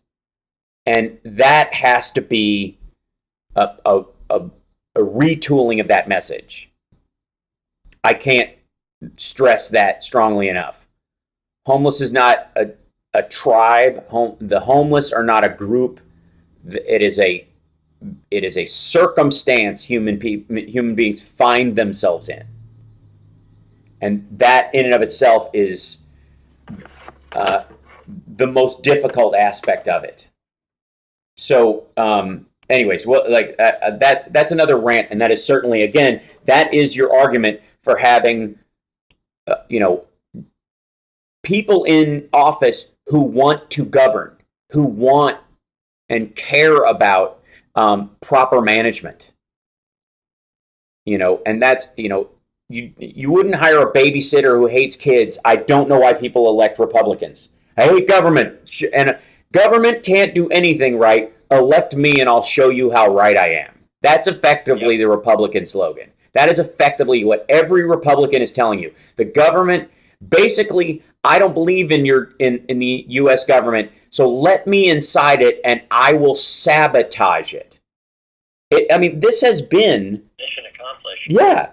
It's no surprise that this is the natural course of the Republican Party has led since Ronald Reagan, at least, directly to Donald Trump. Because you can trace the existence of Donald Trump as a Republican candidate who made it through the primaries and actually became president in their party. As, by the way, the guy who lost the popular vote but won over a majority of spaces. He is a land president, not a person president. He is the president of larger swaths of geography than, not larger groups of people. But, you can trace his entire presidency. Every disgusting tweet he puts out, every ridiculous, bigoted, nonsensical word salad policy he throws on Twitter, and then his, the DOD and the CIA and the NSA and the Army have to respond to it as if it's real. You could trace that back to the worst words a person could ever hear is, "I'm from the government and I'm here to help you." Here to help, yeah. Because no one would say that in an ambulance driver arriving at your house, or a police officer when you called them, that's the worst thing you could have done. Or FEMA when there's a real hurricane. Yeah, exactly. Literally, you could trace that statement to they're going to have FEMA camps. I saw the coffins. They've got coffins stacked, these plastic tubs. They're going to herd us all in. All conservatives are going to be herded into FEMA camps, assassinated, and put into plastic Tupperware and buried in the desert. They believed that. They believed that the Army running exercises in Texas was them planning a paramilitary takeover of the United States and a gun grab, instead of the Department of Defense doing their job, making sure that military personnel are ready for almost every possible circumstance. In a country, by the way, that was struck, was attacked and 2 planes knocked down 2 of the biggest buildings in the country. Just responding to the normalcy of government has been turned, the Republicans are so hostile to the idea of the normal procedure of government. You have to question whose interest, and the idea that, when they put out the Patriot Act, and it was one of the most unpatriotic documents in the entire world. It was literally if America is about freedom and free association and all the Patriot Act, more than any other document, was antithetical to the patriotic application of those ideals as America. The very things that make us a functioning liberal democracy, right? Big L, little d, right? And knowing, the Patriot, they slap a label like the Patriot Act on it, on the most unpatriotic document that's ever been passed, largely. What do you think America First is? Because literally, there's a report. Well, we got to take a break. I want to read a report. That proves to you that Donald Trump, beyond his nonsense about defying subpoenas, his garbage about no collusion, no obstruction, when that's not what it said at all. But a really telling story that came out about Mar-a-lago.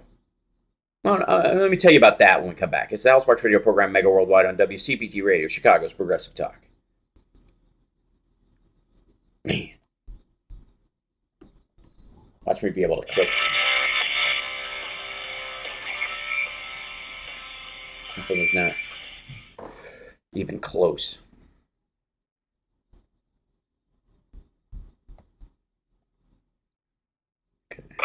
Back on the beat with Kit K. What Senator McCain did was vote against abolishing the abortion. Hey, Hal. Yeah. Doris wanted me to let you know that her niece loves you. Aw. She's a big fan. Oh, nice. Well. Yeah, she was like, you know Mr. Davenport? Is she in Chicago? And she's in New Jersey with her because her cousin is sick with a heart. That's why Doris is over there. Oh, okay. Do me a favor. Send Doris my my cell number. I think you have it. I'll text it to you if you don't. Or I think you have it, obviously. Send it to her, and if she wants me to say hi to her on a video call or something like that, I'd be glad to. Oh my God, she would flip. Yeah, that'd be lovely. I'd be glad to do that. Of course. Well, thank you. Yeah. Oh, she hung up. Look at that. Don't hang up on me. I need you. Excited I dropped you. I'm so excited for her. I know. Yeah, hung up on me. I was like, oh, wait. Yeah. Okay. All right. Hold on. We'll pay for you to have new clean supplies every 90 days. We'll even do all the paperwork for you to make sure that there's little to no... Yeah, Edward, the whole thing about America First being Lindbergh and it having kind of, those early Nazi roots and blah, blah, blah, like, honest to God, I don't, while obviously the Stephen Millers of the world play footsie with that nonsense and Trump doesn't have any problem, siding with white nationalists, whatever, the America First, they just borrowed that because it works. As a phrase, it's functional. And it's one of the things that makes it a functional fighting point and why it works as a sales thing is that it has that baggage that was not, that they can easily say is not deserved. It's two words put together. It's America First. And in principle, yes, and I agree that America First is where isolationists and all this stuff. While it plays footsie with that stuff, it works with the ignorant crowd as well. It doesn't need to have that history for it to ignite people. And a lot of people have forgotten. It's so old, they've forgotten about that portion of it.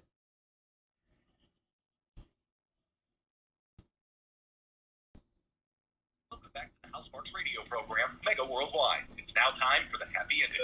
So it turns out, and this should be no surprise to anybody, that that over the course of hiring people at Mar-a-Lago, the Trump organization rejected American workers and immigrant workers with actual visas who are already here to bring in foreign workers at a lower wage. 56 Americans and green card wielding immigrants who live in Florida, who applied for jobs there, 56 of them were turned down. One got a job as a cook at making $13.01 an hour. And the rest of them, they made use of the, I think they're called the H2 visas, if I'm not mistaken. The H something visas. I get all my H visas mixed up. they imported people to work at a way lower wage, and many of the people, we of course know that they were using illegal workers, undocumented people, so that they could pay them less, and if they complained, they could sick immigration on them. I mean, this is a form of wage slavery that should legally affect the people who are giving these people the jobs. This is one of those circumstances where so often the people who are getting in trouble are the people who are, yes, thank you, Ellie, it is the H2, are people who are under duress, who are, need to make a wage, are living below the poverty line in Mexico or Central America, come up to the United States. The money that they make here, which is low for our living standard, is high for theirs. They're able, to send a piece of it home to take care of their family while living off scraps here effectively. Oftentimes having to take advantage of government programs to stay afloat, which is something that Republicans complain about endlessly, and yet here's the President of the United States' organization actively using this system to do this. And those people can always be threatened that if they dare ever try to step away, step out of line or ask for $1 more, or even go find a job where they can, if they're caught working, another job, they can be threatened with deportation. We'll just sick people on you. We'll tell people. And it's amazing to me that happens as consistently as it does, because one would think that, this is like, imagine some nutcase who's got, like one of these guys who's got people trapped in his basement. I don't have to imagine that. Yeah, but you do that consenting adult thing through an app. I'm talking about something totally different. I'm talking about like that woman in Chicago who had, was it 12 immigrants in her basement that chained up, and she was forcing them to clean her house and work. Right. Imagine that woman paying those people $1 a day, let's say. Like, she's like, you can never leave. You're chained to this thing. You're going to cook for me. I'll give you $1 a day, and you can spend it on what I tell you can spend it on, or whatever. I'm listening. And one of those people, tries to escape, and they're undocumented. Paradise?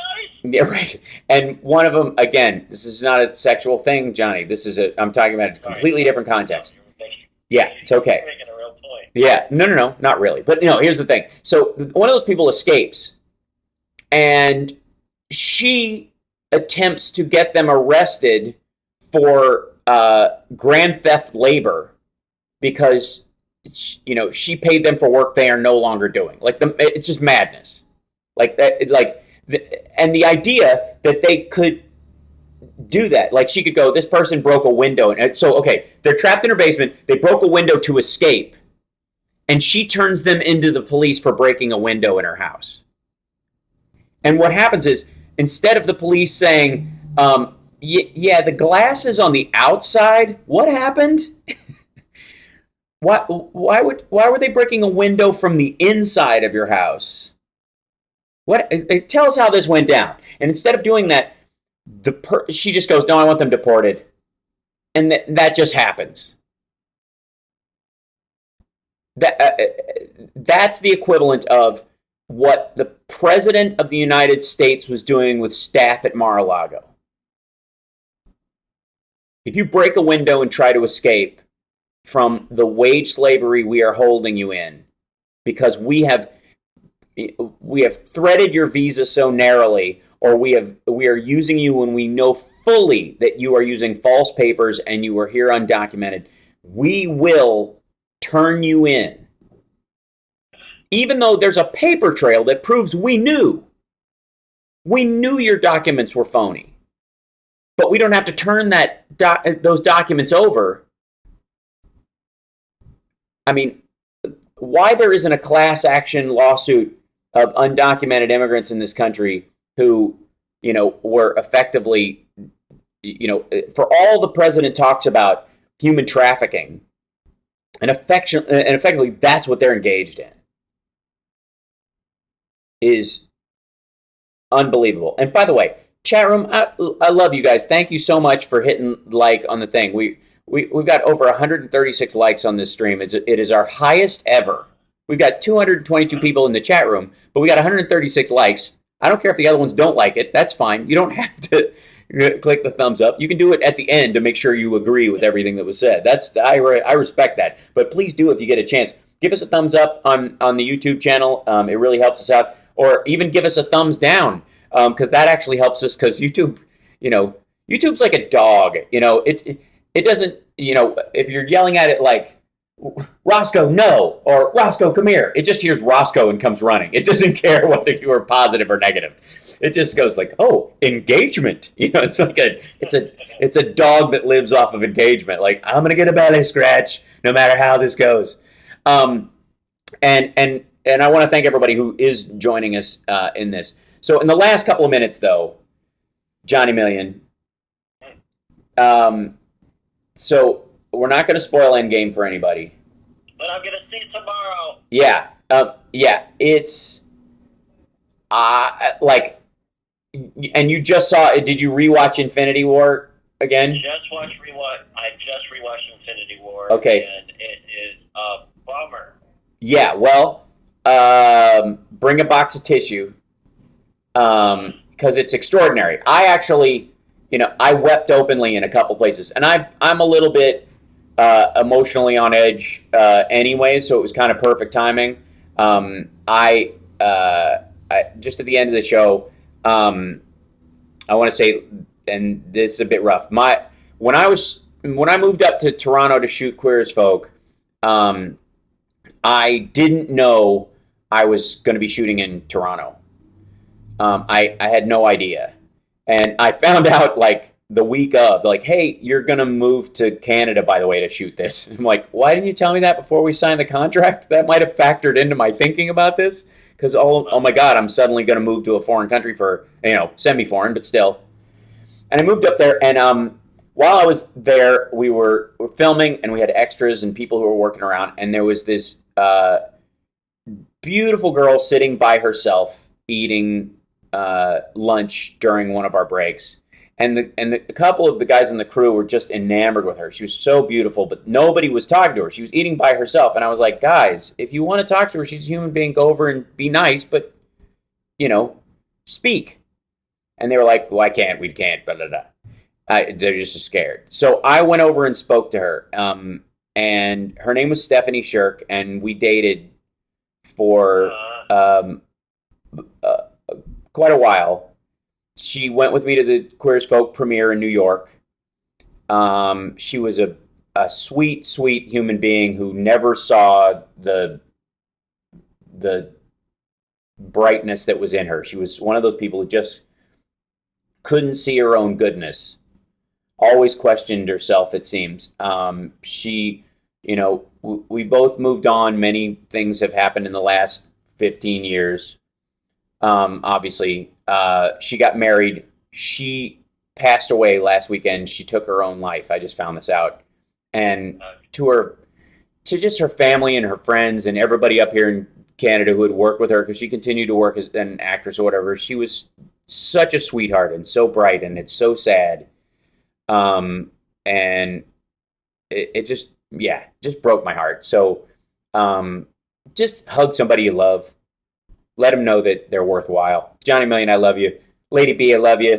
Nico, love you guys. Go see Endgame and cry your eyes out. I actually cried tears of joy at one point. I'm not going to tell you anymore.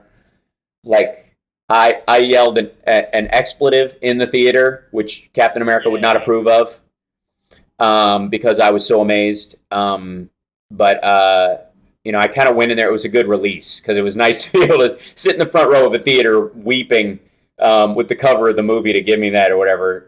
So anyways, thank you so much. We'll see you guys next week. on the House Sparks radio program, Mega Worldwide. I'm going to be in Phoenix, Arizona doing stand-up next weekend. 2 special shows that were just added, late night shows.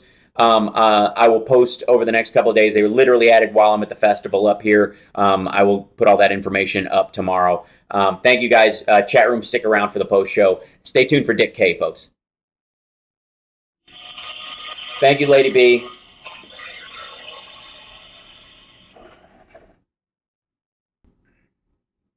Oof. I'm hanging up. Love you guys. Bye-bye. Yeah, oof. I almost lost it there for a second. Yeah. Yes, the movie is very long. Now I don't need your buds at all, because even the other stuff that I normally use didn't work. So I have literally by piece, I've solved like our streaming issue.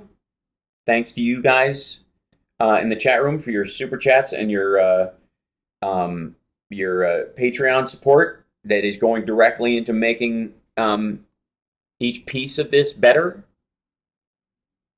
And that's a beautiful thing.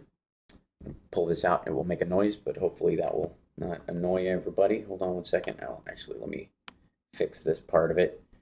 Turn off that one.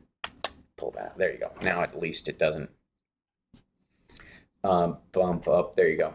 So not a bad stream today, but I spent a good deal of time working on the kind of upload algorithm, as it were, in YouTube, trying to find a sweet spot.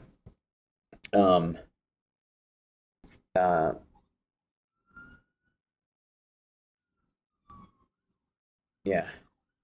I'm up to 165 with 0 thumbs up. Yeah, thank you guys for the thumbs up. I really appreciate that. Look at that. This is our highest thumbs up to group ratio in the chat.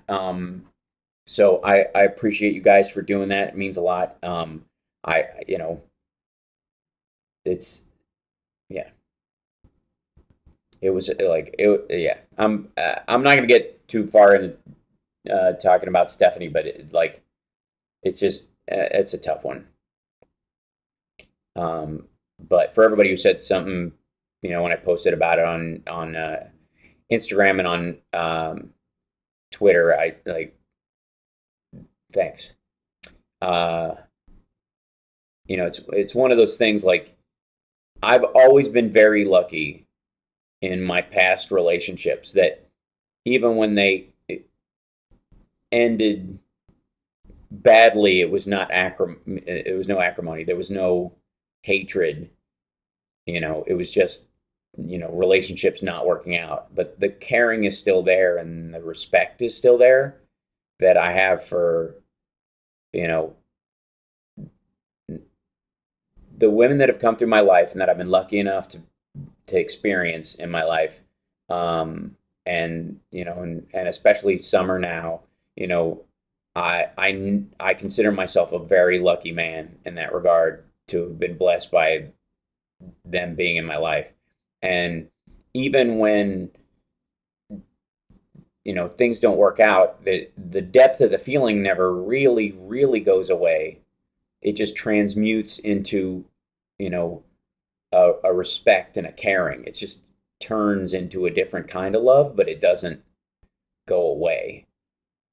And I'd always, I had Steph on Talk Soup to do a sketch. She was down in LA working for a little bit, and I saw her again, and I think she just started dating her husband, the guy who became her husband at that point. And it was just nice to be able to,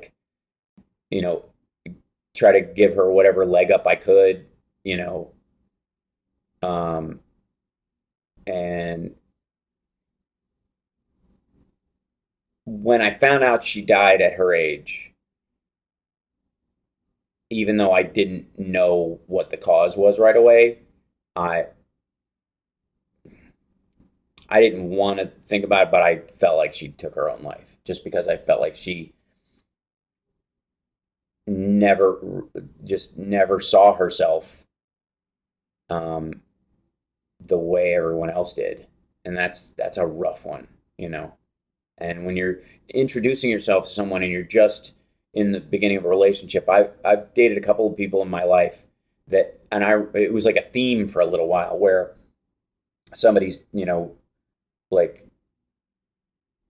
I literally had two girlfriends in a row who said, "I don't know why you love me," and it wasn't because, you know, I was insincere about my feelings toward them or whatever, because they were clearly aware of that sincerity. But they had certain baggage that made them feel unlovable or something, and it was a new experience for them, perhaps. And it became, you know, sort of a fundamental goal, you know, for me to make sure they knew. But you also get confronted with the fact that you can't make someone understand that, or make someone feel loved, or make someone that, you know, hear or feel your feelings for them if they're not able to do that on their own. And that's usually what, and anyways, I don't want to go on about it or whatever, but they're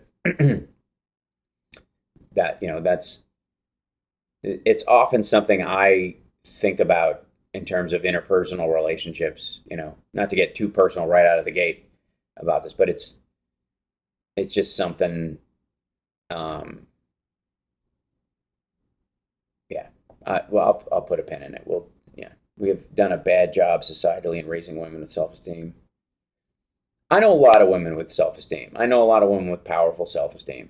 And I know men who have the same problem that she had and that others had, that feel unlovable, or, you know, it's just people express it in different ways, you know. So, anyways.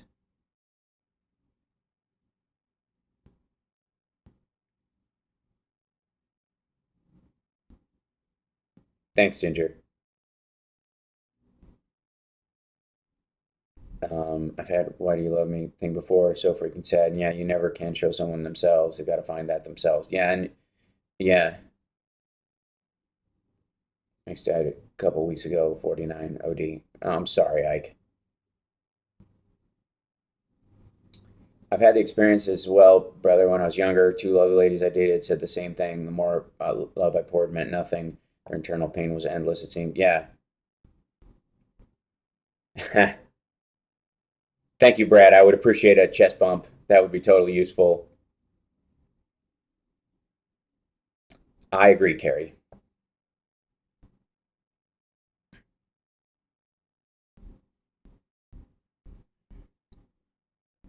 There's actually a dude in my experience who fully liked self-love. Yeah, it can happen to anybody. It's not a male or female thing. But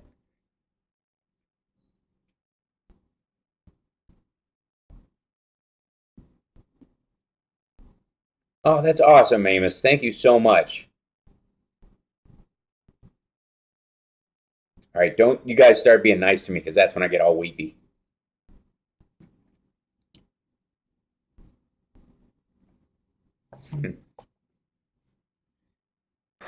All right.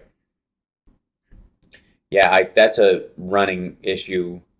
My one of the guys in my Boy Scout troop when I was in Peaks Mill, like a kid I've known my whole life, whatever, his son OD'd from that. And you know, that we've unpacked that before too, and that's a long one. Hell, me and the hubby were watching Frasier reruns the other night. Saw your lovely. Yeah, I play a good jerk. You know that you could argue, Michelle, that was trying to shift myself into a happier zone, because I'll start bawling if I even go any further down this road. So. You could argue that the Frasier episode is the jumping off point for me playing Davenport and playing rich jerks, which I'm oddly good at.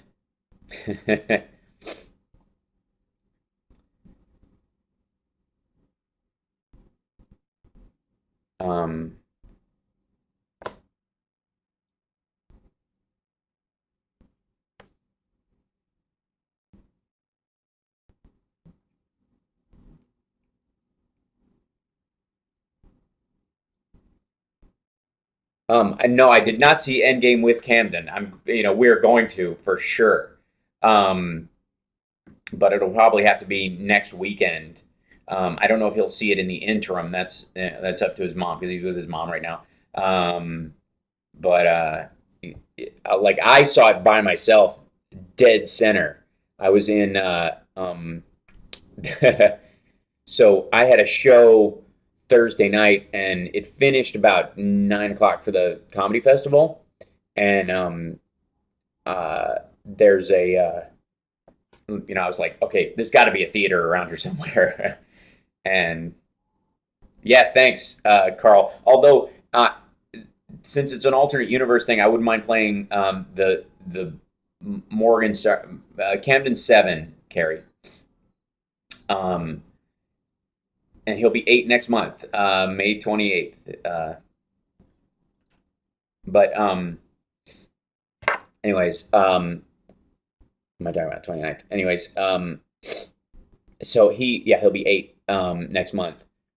And so after the show, I was like, I'm gonna, I gotta see it. I just it's got to be showing somewhere, and they got to have a single ticket, right? So I had the transport for the hotel because I don't have a car here. The transport for the hotel was like, just drop me off at a theater where it's playing, and there was one that had like 3 different like 3 different showings, like 10, 10:30, 10:40 or whatever, and yada yada. And so I'm like, there's got to be a single seat in there somewhere in one of these, and of course nobody wants to sit in the front row, so I went straight down and just just sat dead center. Hold on, I'll show you guys real quick. 1 second.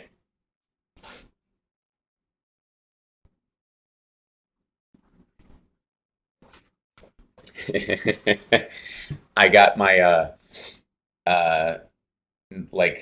my popcorn and my special commemorative weird little Iron Man baby cup, which is so odd. Like, I appreciate what they're trying to do, but some things just miss. Anyways, oh, that's nice of you.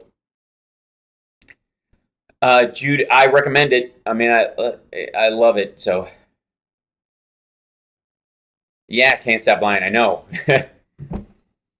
I'm so looking forward to Grown Up Cam. I mean, I know I'm going to enjoy the ride, and I'm looking forward to the teen years mainly because everybody tells me they suck, and I don't believe them, and I'm not going to live in that space with my own son. I had a rough time with my dad, but during my teen years, but I came away respecting him even more after that. Well, the funny thing is, 3-hour movie, you really want to drink this big? Like I barely sipped anything out of this because I was like, I'm gonna be fetal Iron Man, right? I thought, by the way, that this was like quantum realm, like, oh, they shrink as they go through quantum realm, like Ant-Man, blah blah blah. I was like, this has got to be foreshadowing, and I'm not going to tell you if it is or it isn't, but I was like convinced that the cup toppers were,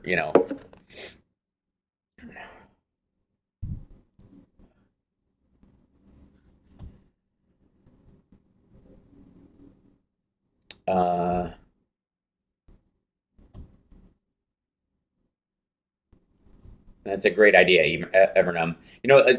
Crooks and Liars does like a late night movie fest or whatever. We should do something along those lines someday. Yeah, the Cleveland Cavaliers not going to the White House was awesome.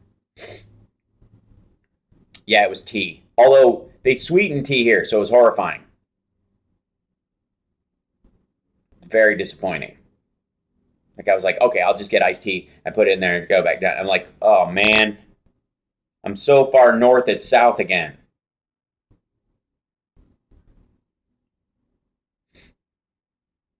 Every good dramatic movie needs tear fuel. Yeah.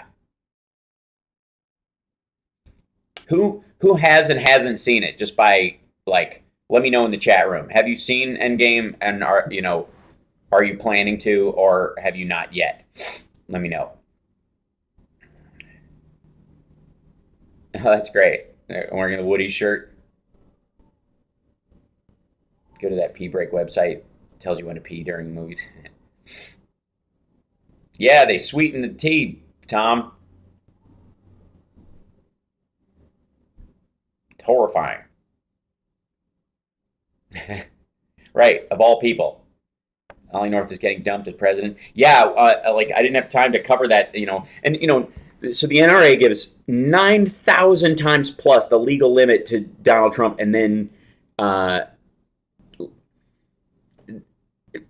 while William Barr, as the head of the DOJ, is, arguing that you can't indict Trump, well, the guy who actually ran interference for North believed all the guys from Iran-Contra should be pardoned. Like, all these people are still running stuff the same way. All this, like, this is the pushback against, drain the swamp. If anybody's like, he's going to drain the swamp. Like, are you kidding me? He put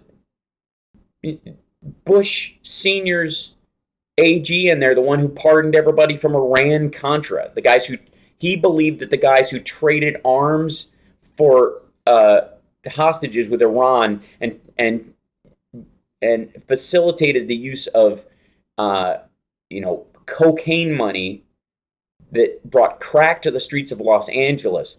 The guy who thought all those guys should be pardoned, Donald Trump put as the head of the DOJ. So tell me again what swamp is being drained?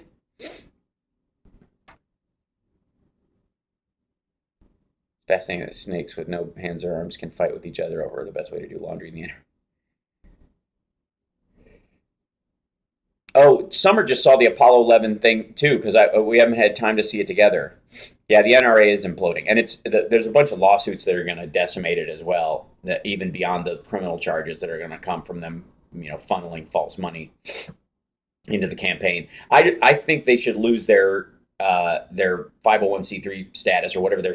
I think is that the kind of status they have? It's close to that. It's one of those, but their ability to facilitate campaign money entirely. I use a Winchester for all my laundry needs. Well, it's great for shooting 2 holes in a white sheet, if you know what I mean. At least it wasn't maple syrup. I'm not 100% sure it wasn't, Brad. I'm not. They may have put maple syrup in my goddamn iced tea. That might be what's going on. Infinity War. Yeah, Infinity War is on Netflix. Can't see movies until they are released to DVD because of surround sound. It distorts the words. I will see it as soon as it's available. Well, I'm going to own it on as soon as it comes out on iTunes and whatnot, because it's that good. Southern Cajuns were originally from Canada. Maybe that's why. Yeah, that's true. Yeah, the French Canadians.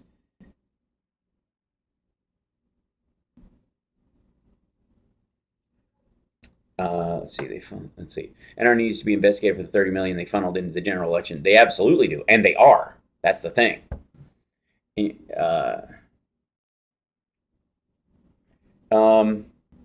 can get by if you just know about Captain Marvel, if you don't have time to see it before you see Endgame, because she doesn't have any fill-in characteristics other than that she's nearly all-powerful in many ways. But Ant-Man and the Wasp, absolutely. That helps a lot if you don't know it. Yeah, how did I see it in IMAX 3D? No, I just saw the standard, so I'm going to... Oh, I got lost a little bit of throughput. Do we bump down for a second? Okay, drop 2 frames. We're down to 500. Hopefully we'll even back out. Sorry if it's getting a little squirrely. Black Panther, I don't think is needed to see Endgame. No, I mean I think you needed to see it to get Infinity War to some degree. But if you saw Infinity War, you'll know enough about Black Panther to get you through what's going on in Endgame. I mean, they were dusted at the end of Infinity War, so I haven't seen a movie since when? Hell, don't. New Zealand bans assault rifles in less than 3 weeks. Yeah. But the 65mm stuff you had to see in the theater. Yeah, for the Apollo, yeah. Summer and I are going to go see it again. I'm going to go see it again with her. She just saw it by herself because, like, we were having to try to thread that needle in our own schedule. You know, she wasn't able to see it while I was there, and then, yeah. This is one of those movies where you can see it in the theater. It's pretty amazing. I mean, I like those. Why are you boycotting Marvel, EO? Let it go, brother. Life's too short. What if Kal-El was just born bad? Well, that's the question. You know what I mean? Like, what is it? A superhero is just a monster that's on your side, and the DC universe was literally ruined by a line written. I don't know if it was originally written by Frank Miller, but it's in Batman versus Superman. And a lot of things were ruined in Batman versus Superman, but that, gods aren't brave, men are brave. Having that line used so distinctly and from a morally defensible position in Batman versus Superman effectively undermines the content of Wonder Woman as well. Because, it's like Superman is not a man, he's a dense, he's an intelligence housed in a super dense bunch of atoms who vaguely looks human. But the idea of him as a man is a little silly. In the same way that Wonder Woman is, a demigod. She's not a woman. No money, no drive, no fun. I'm sorry. Frank Miller ruined lots of things. Yeah, but the art in Dark Knight's pretty awesome. Ant-Man and the Wasp is on Netflix too. Yeah. Doris has a crush on Hal. Who doesn't? Huh.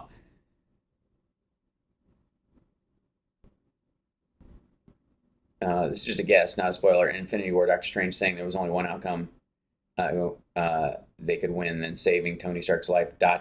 What? Watch what you say. All of them are on Netflix except for Captain Marvel. Then capped it with there was no other way as a clue to the end of Endgame, just a guess.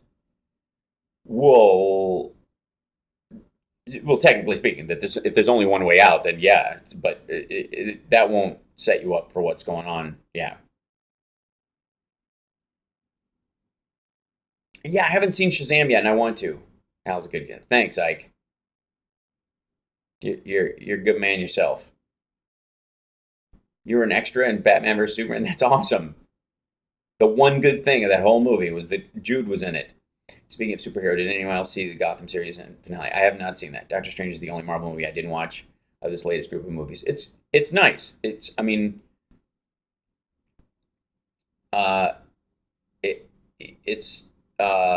be overwhelming because it goes into the realm of mysticism as opposed to science. So it gets very acid trippy. I think Captain Marvel is going to be the launch movie for the new Fox Disney streaming service. Yeah, you're probably right. Speaking of Batman, can you imagine him tackling sex trafficking in a story? Yeah, I suppose. I mean, Punisher has multiple times. Brightburn movie. I can't believe Zack Snyder made such a dark Superman movie. Peter Gunn and friends hold our beers.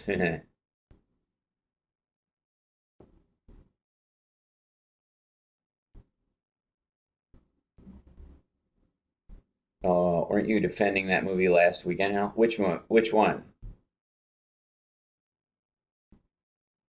Defending which movie? Sorry, Zelda chick. Oops. We lost a little bit of throughput.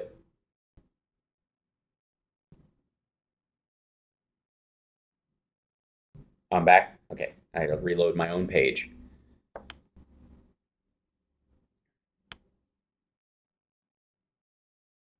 Okay, we're back a little bit. It's a little lumpy, but we're okay. I think we're all right. And thank you guys for the super chats. I don't think I missed anybody, but thank you so much. Oh,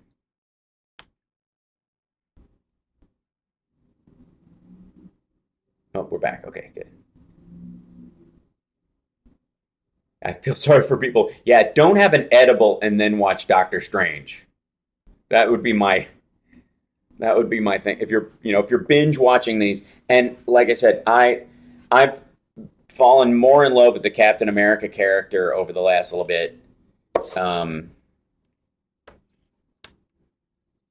Yeah, we don't know. I like.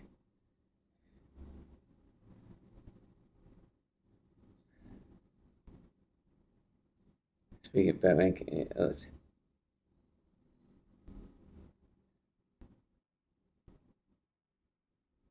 Strange is actually William McNamara's middle name. Huh. Just watch Morons from Outer Space. I still need to see Us by Jordan Peele. Yeah, it just wasn't. I mean, that one just didn't capture me. It looked, like it had, kind of a what's the Conjuring kind of a style movie, and those don't really interest me. So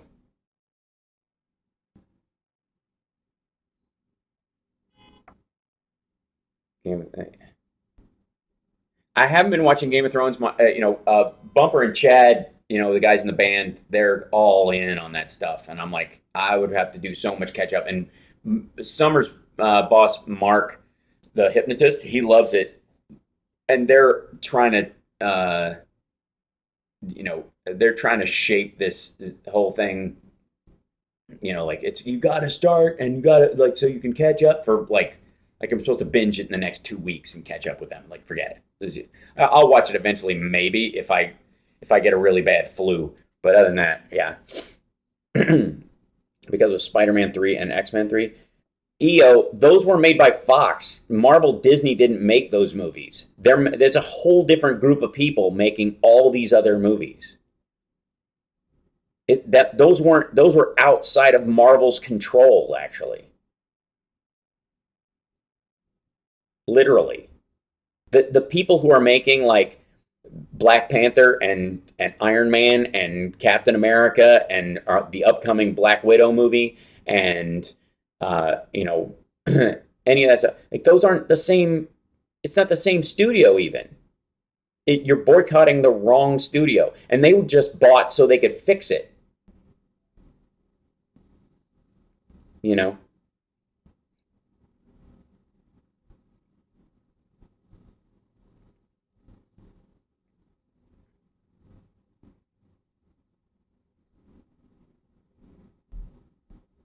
Danny's getting shafted on Game of Thrones. No dirty talk, Harry. I don't understand.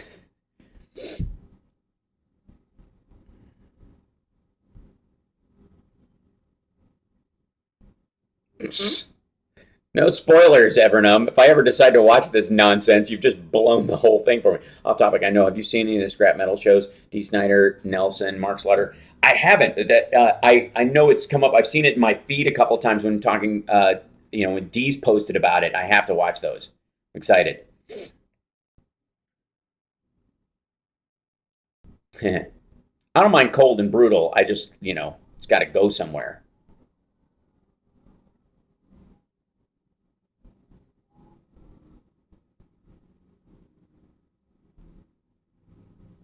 Listen to Carrie. Jon Snow deserves to die for his mopey ways. That's what you get. Death for moping. Hey, Al, anybody working on taking over Wolfman Jack's old broadcasting station in Mexico? Oh my God. You and I are the only people in here who know Wolfman Jack. Well, maybe Carl. Maybe, yeah. Maybe two others. Hey, this is the Wolfman Jack, man. We're gonna where are the old radio voices, man? Come on. Wolfman Jack. That's a biopic somebody needs to make. Yes, Into the Spider-Verse was terrific. Yeah, they're going to fix he's politically mopey, and that's why he deserves to die, Carrie. You must watch Happy. It's everything you thought you never wanted. Oh,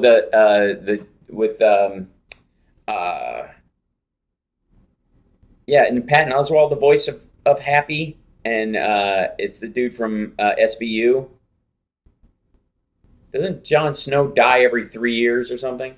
I got baited into Walking Dead for enough time, yeah.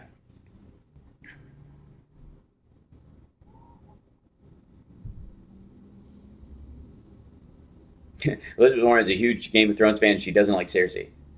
I don't think you're supposed to, are you? Walking Dead is Jon Snow. Yeah. Good old Wolfman Jack. That's the good old Wolfman, man. Come on. Like, I really think I ought to do a show where I'm the Wolfman. It's honest to God, I could probably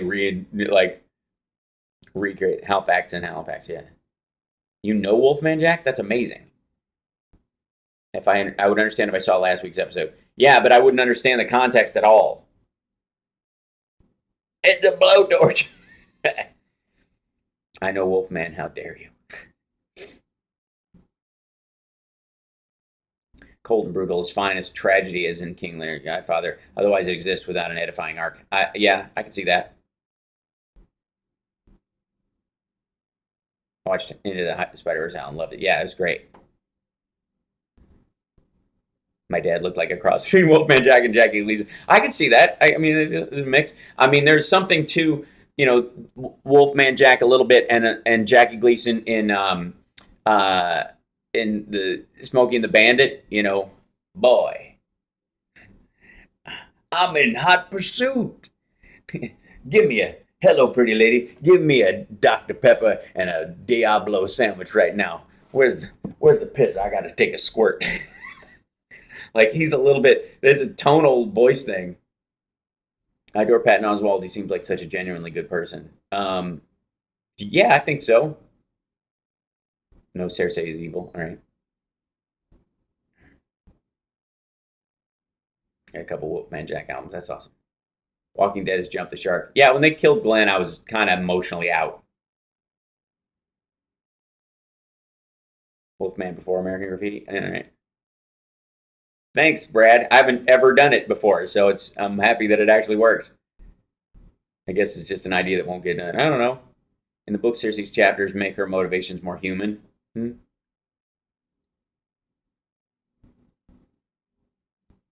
Midnight Special, yeah.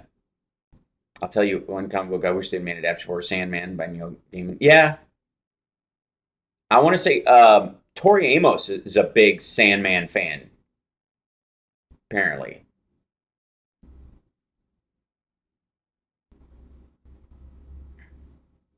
And you guys, I don't know if you guys know what a big, closet Tori Amos fan I am. Not much of a closet one, because, it's no secret.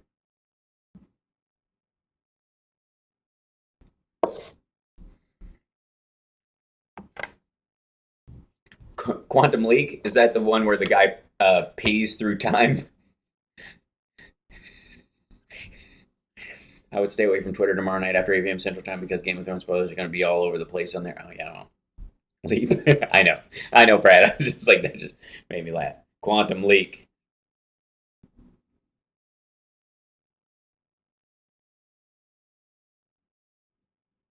And they're planning to bring back some. Books can develop characters much better than TV shows. Well, that's the argument, WWS, and it's the argument against why you would do origin stories with Spider-Man every goddamn time. Because we know from the books where he got his powers. Get on with it. The best thing about the Spider-Man character in the Marvel movies right now, and outside of his own movie, is that it does not center on his relationship to how he got bitten and developing his powers. You can watch any of those movies. They're available. You don't need to redo them that quickly. It's one thing to remake Superman because the movie was from the 80s, and to some degree you're like, okay, we need to reboot this so people, it just looks different. It's like the 1950s version of stuff. We just need to make it, audiences just expect more. I get that. But in the case of Spider-Man, it's believable in every single movie.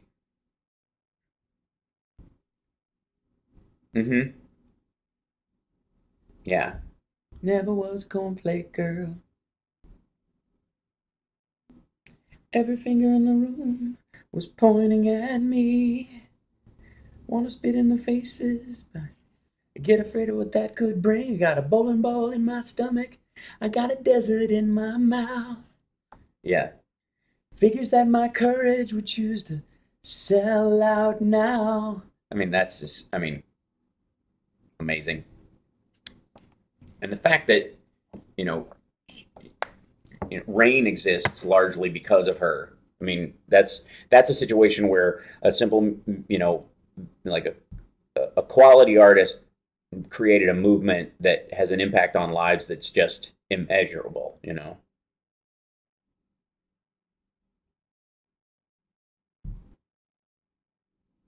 Oh well.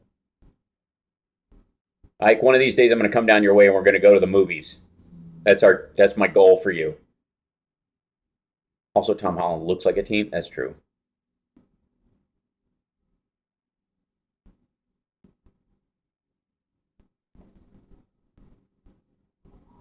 Mm-hmm. Working the Halloween hunt almost got me killed when a guy flipped a crowbar into the back of my skull. It probably also explains a lot of the arc of my life from that point forward. Oh, this is you've turned into like Gage, the guy who got the spike in his head, Carl, where you're, you know. It should just be below your window. Just the little thumbs up, the little gray thumb. You can give it a thumbs up. We got 176 likes and 169 viewing. That means more people gave it a thumbs up than are currently in the chat room live, which means some of the people that are still in the chat room haven't thumbs it up yet. Please do that if you get a chance. Also, I got to keep doing this. Patreon.com/HalSparks. If you're so inclined, let me pop over and look at something real quick because I want to thank you guys. Oh, I can do it on I don't even have to do it that way. I can do it on the iPad because while I'm talking to you guys at the same time. It's amazing. Yeah. 1 second.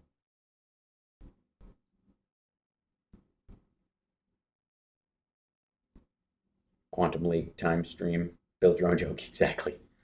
Look out.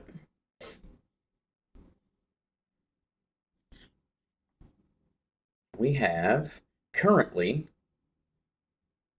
okay. Oh, I got a verified device. Don't verify. Yes, it's fine. My God. Every time I turn around. Janice Bauman just became a patron. Thank you so much. So, just moments ago. Thank you so much. Literally while I'm checking. Look at that. Okay. Let's see.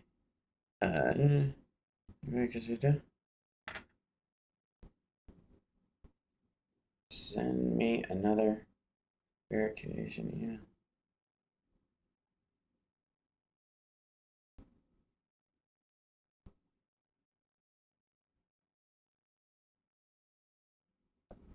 See if it'll let me do it. Let me in.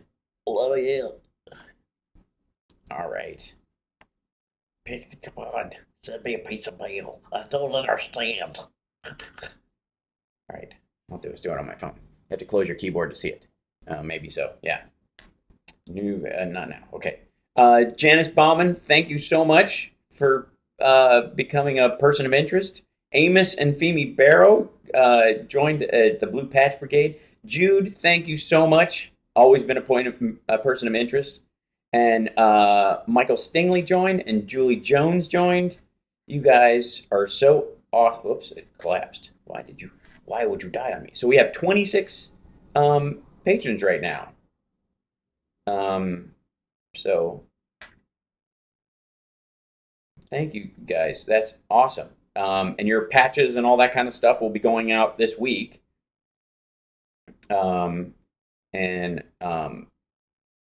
Yeah. So we've gained 2 pledges in the last week. So I really appreciate you guys for doing that. It's sort of think of it as a subscription service for the radio show and the streams and all that kind of stuff. And we're going to be doing private streams. And some of you've seen you can do private videos on there and stuff. It's pretty awesome. So I'm going to start growing what I can do there with you guys. Separately, there'll be behind the scenes stuff this week as I'm editing and some of the comedy stuff even tonight. So there you go. I used to work in the parts department for Nissan. I was doing my inventory and had timing gear fall on my head. Thankfully, I was at the top of the ladder, so it didn't hurt me bad as good. Yesterday was it?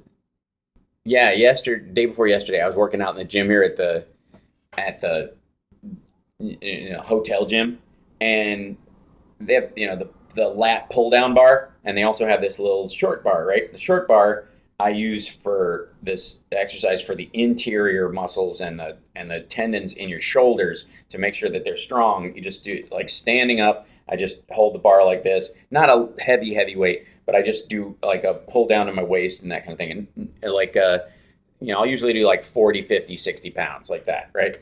And it's a really great exercise, and that's where all this stuff is coming from. If you've seen some of my shirtless pics, why I've got these, the good stuff, the superhero underarm stuff that's coming in, that's partly where that comes from. Anyway, so I'm doing that, and then I switched to lat pull downs, and on this machine, so I take off the little bar, I put on the big bar, the big pull down bar, and I lean over to adjust the weight because you do a heavier weight for that one, pull the pin out, and the whole bar just walks me right in the head because it's not, the top plate isn't strong enough to hold the bar because it's a cheap exercise thing.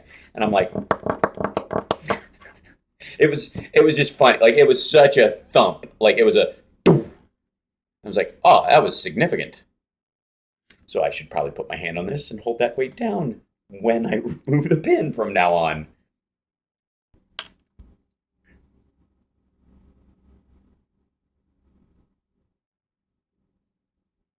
I've noticed that you have more Facebook presence lately, Hal. Yeah, that's under orders from my my agent, and so I'm making a sort of recommitted to some of the stuff that helps them out, in an effort to remotivate them in other areas, especially around stand up, because I'm booking a bunch of new stuff, and I need to get to the point where they can sell me on a 1 hour. Like I just finished that other special. I'm actually getting it this week from Frank. It will be all mixed and done hopefully this week, and I'll get it and I can post it. And I'm gonna release the last special that I shot in San Francisco myself on YouTube on the channel here. But I'm also going to I'd like to tee up towards the next round of things, being either a Netflix one or at least a bigger presence on my YouTube channel when I release it, so I can do a better theater or a bigger place. And to do that is just kind of like negotiation with them. Like, all right, I'll give you every tool I have in my quiver if you give me every tool you have in yours. Just, and that's just part of it. So I like the meme, well put, everyone in the crypt, so it'll be safe here. But the Starks buried their dead, they don't burn them. Oh God, look at it, Lauren. I have bat wings too, Hal. Yeah, it's good stuff. And Carl, if it's reassuring to know that you've noticed those things, whatever. At House Sparks, at the House Sparks Fang page, you guys,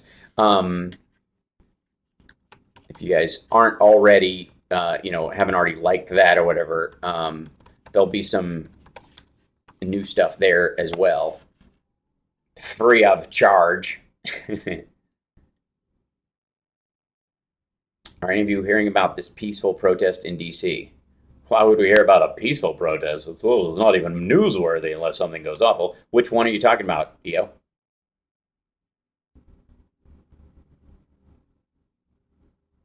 They set up so when each person talks, the camera switches to that person. Oh, Brad, if you do like a Google Hangout version of things, I'm fairly certain that's how they do it. But that there's I'll look at how they're putting it together. But a lot of times it's a Google Hangout version of things, and it just limits what I can do as far as broadcast. So social media presence is essential for promotion and cheaper. Yes, it is. And so, and by the way, guys, this is, part of my commitment, and Ginger knows about this too. I know she just popped in for a little bit and had to go, but I made a recommitment as part of my Project 50 thing. I'm not just working out. I'm doing other aspects of my life as well, like practicing certain skills, learning a new language, those kind of things. And I'll talk more about those as they go along. They just don't have the kind of visual impact of the workout stuff. But it's a big part of like seeing me like reading or being better at social media, like whatever. Yeah, Carl. So please be my guest. I look forward to seeing you there. We'll celebrate your new job. Cheers, Ack. Took a sec to establish a new account, reload your Patreon. Oh, I will. Oh, look at that.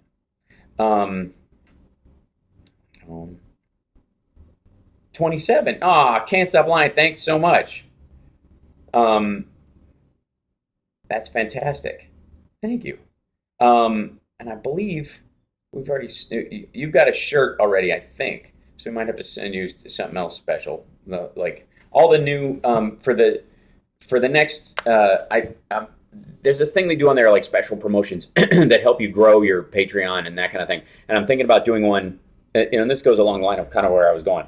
Like, I've been terrible at selling myself forever because I'm just busy just doing the work, most of the time, and especially when it comes to the radio show. And so I've made a specific commitment to myself and to the show and everything to kind of both up the quality and, promote and try to, raise the financial viability of the show through strategy, and some of you may have noticed, some of it you may find it annoying, but I want you to know that what's this reading thing you speak of, Hal? It is a strange thing that the elders do. That I've kind of committed to a couple of different like transitions. Not necessarily it's funny, but not it's not something outside of the normalcy for me. As a matter of fact, it was something that used to be very normal to me. And then once I broke through, it felt like like I had to stop, the self-promotion to some degree or the self-sales, whatever. And it's just effectively these days, that's not factually true. And it's certainly not an effective strategy. So I'm increasingly, Hal, if you ever need any video production or something, when in Illinois or nearby, please let me know. Oh, that's great, Brad. I would love that. It asked me, shirt is, Hal, was it an auto thing? It asked me a shirt as you. You mean your size, whatever? Yeah. Excellent. Okay. Well, then we'll get an entirely different level of stuff. But I basically have to hit 100 Patreon supporters to meet the goal where we can. There's like a subscription VoIP program that will be better at connecting to Chicago that will take care of what we're doing in terms of that because I have a child and I work a lot, I can't afford to put that money towards it because I think I've put about 60 grand into the show over the years just doing it and and insofar as like gear and what I pay for the services and all that kind of stuff. So I'm trying to get it out of the red, essentially. What language did I end up selecting? I'm going to surprise. I've decided, can't stop lying. I was going to do this whole thing like, will follow me through it or whatever. But in September, on my birthday, I'm going to speak in that language, like a full, like little mini monologue, like a paragraph. If that makes sense. So it's kind of a secret, but the point is I'm going to talk about the application of language a little bit coming up too. On another note, Prince William likely cheated on Kate with this woman called Rose Hanbury. I don't care.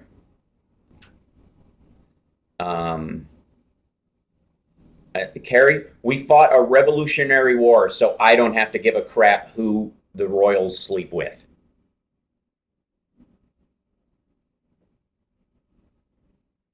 Quit, Sonny. Don't. Maybe not. Who knows? Either way, Jermaine, just naje to bloće. Like, the less you know, the better off you are. But that's not an admission that that's the language. I'm just saying that you guys know that's already a phrase I know. So yeah. So I'm, as part of the Project 50 thing, and here's the thing. I want to recommend this to you guys as well. I don't know how it applies to your life or your business or your job, But there's an element of the free public attention and advertising aspect of social media that goes unused as people just take pictures of their salads. And the good guys don't take advantage of it. This was part of my realization and why I'm pushing the Patreon now, and why I'm pushing the like trying to make it more like financially viable. Partly because I need it to make the show better, but also if I can move it to the point where it's a success by putting that how nice then in Klingon, Mosh Cho-Ichu. That's the only Klingon I know, which is just beam me up, I think. Anyways,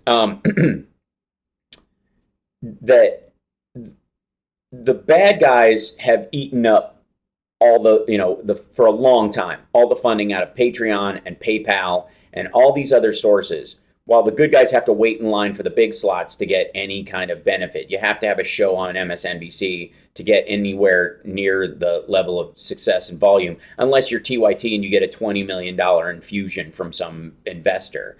And, obviously we're not that kind of show, nor would I want us to be in that regard. But one of the areas where, you start building something, you go like, if we could build this into something where no one can argue with the success of it. I think we're going to have David Pakman on in a couple weeks because he's got his own kind of thing going on, but he's kind of, he's like on tier with like Jesse Lee Peterson on the right as far as production quality and size of show. I like what he says and I like his reach and I think he's a decent dude. But as far as impact goes, that without that, and I think he might even have, a sponsored backer or kind of standard sponsorships as well. But there's just too few of those success stories in the liberal and progressive media side, and there need to be more of them. So I'm committed to growing this organically instead of it just like, well, yeah, you do it because you're an actor and you're a comic and you've got free time and you do this free show and whatever, and it just kind of gets dismissed because of that. You know what I mean? So I'm trying to fix that, and it's making me go outside my comfort zone on some of the stuff, but that's a good thing, and I'm recognizing that. So you guys will see me making a real effort to raise the Patreon sponsorships, raise the super chats, do those kind of things, so that there's a benefit to the show and doing it. Because I did all of Steph's shows all those years for free. Except when I filled in for her, I would get paid if she was gone. But as a guest, just by my, every Wednesday, did that for free, do the show for free, all that kind of stuff. And even the money that we raise here doesn't really go towards me at all. It goes towards, that's basically saving up gear so we can build a studio or build a portable space that, I can take the version of what works in LA pretty consistently. I can take that with me, and then we can fix the connection to Chicago as well, because the station doesn't have a bunch of money to throw into that hole. So if I can find a solution that's economically feasible for them, that works for a bunch of the different hosts, I don't mind doing that R&D. That's basically what I've been doing, that when they do run aground of that stuff, we have a backup that's solid. So that's what I'm shooting for. So I appreciate your guys' patience if I seem like I'm giving the hard sell, and maybe compared to other people I'm not, and that's just my own issue with it. But I'm going to continue to do that. So just so you know, and I appreciate you guys. So what about a guest appearance by David Bender? That's a great idea. We should have David Bender on. Yeah. I'm learning Vietnamese because Little Saigon is 2 blocks away from where I live. That's awesome, Ellie. Yep, been a Pac-Man sub for years. That's great, Can't Stop Lying. There you go. Took Spanish for 4 years in high school and placed in 3rd semester in college. Lost most of it. I bet it would light back up in your brain if you jumped, back into it. I'm doing really well with my Spanish lessons. That's great.